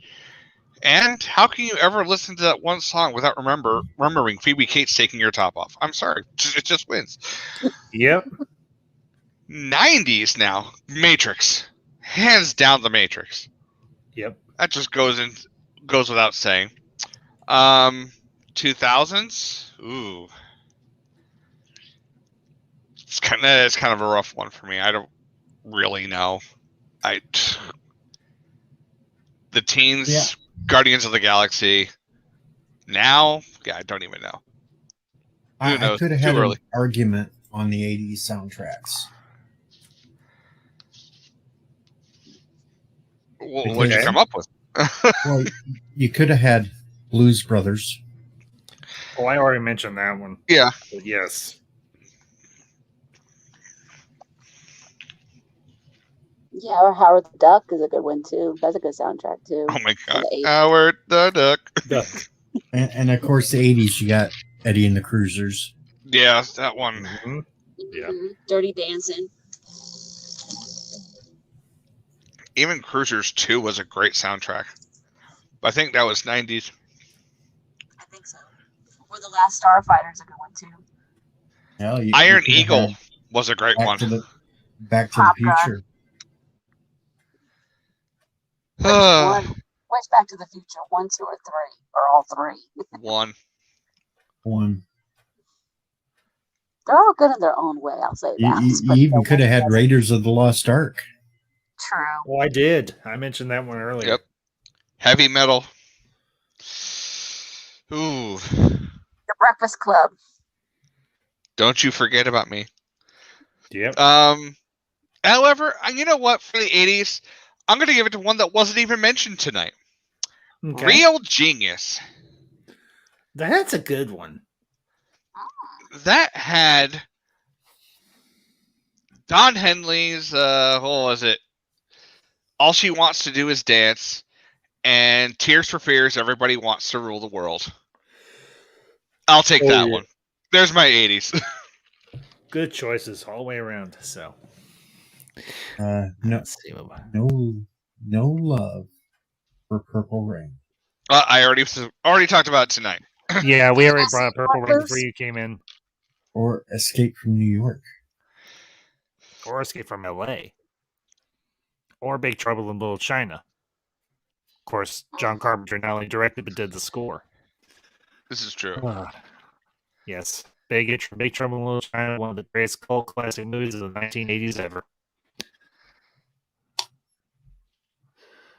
And yeah, Tim, the Dark Knight trilogy score and Men in Black. Yep. 2 great ones right there. So, well, folks, I think we're going to go and wrap up for the night, but I want to thank everybody for tuning in. I hope you all enjoyed it. One Yes, last soundtrack from the 80s. Okay. Maximum Overdrive. Nothing but AC/DC. Okay. Oh, dear Lord, yes. Oh. Maximum Overdrive, AC/DC, who made who? Oh, yes. Oh, Deej, thank you for bringing that one up, my man. Thank you. Oh, AC freaking DC. Yeah. That just makes my blood boil, but in a good way. Oh. Movie was kind of meh, but a good kind of meh. Yeah, but that soundtrack was But the excellent. soundtrack was absolutely killer. Cobra. Oh, God, that was another good one. Jurassic Anyway. Park 2, that was a good one. Yes. So, well, as I started to say, I want to thank everybody that tuned in tonight, and I want to thank my panel of guests, Mir, DJ, Leroy Kong, the lovely Alicia Victoria Parker, AVP, Just George, and everybody that popped in the chat, and of course, Lord Koj as well. Thank you all for joining me tonight. I hope you all enjoyed yourselves. And for those of you that will catch this on the replay, make sure and leave your comments down below with some of your favorite movie soundtracks or scores from the past and from current. And of course, I will be back next Thursday or potentially next Wednesday. I haven't figured out which. It just depends on what we have planned for my birthday and what the family's planning on doing for me. But I will be back with another live stream this week in celebration of my birthday. And this will be a director spotlight for, as I mentioned earlier in the evening, one of my all-time favorite, right at the tippy top of my favorite directors lists, a director spotlight for the late, the great John Hughes. So, and of course, I will be back Friday afternoon with the Council of Ones as we continue our review of Babylon 5 Season 4. So, Deej, Alicia, means you're the only two besides myself that has a channel.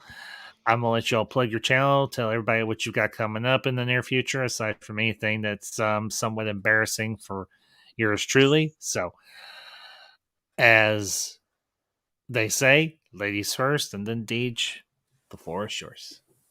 So the next thing that's coming up is that General Zod is going to be interviewing me on September 14th at 4 p.m. on his channel. So that's my birthday. So yeah. Cool. Okay, go ahead. Sorry, Alicia. On his channel, that's the next thing that's coming up. Other than that, nothing really except for being probably celebrating my first month anniversary with my boyfriend. So yeah. Other than that, I can't think of anything right now. But come check out my stuff, guys, because my watch hours are increasing. But if you want to check out Orville content, Jackbox games, anything like that, come check out my channel. I'll see you guys soon, hopefully.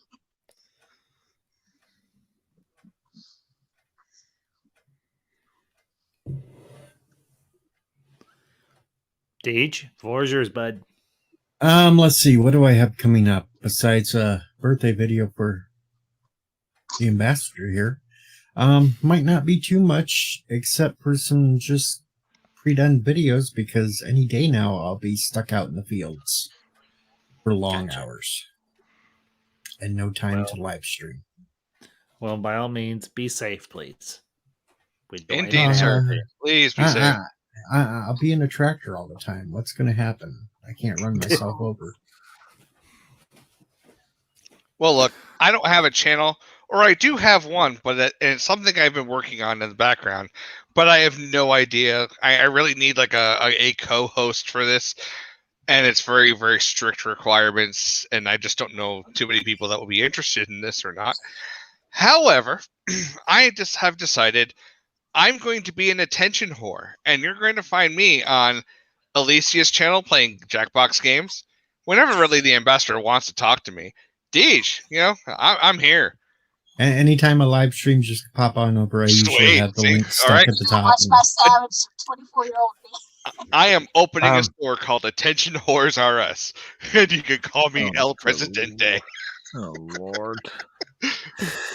Oh, for Pete's sake. So, all right. Well, folks, again, thank you all for tuning in tonight. And I do hope you enjoyed the stream. And of course, if you come across this stream and you enjoyed the conversation, you enjoyed the topic, make sure you smash that like button. And as I said before, leave your comments down below. And if you do come across this stream and you are not a subscriber or a member of the Ambassadorial Wing, consider hitting that subscribe button. And I promise you, your time here will be well spent. It will be fun, and it will be by no means boring. So, but that all being said, you all have a great night and a great weekend. And until next time, these are the Ambassadors, signing off.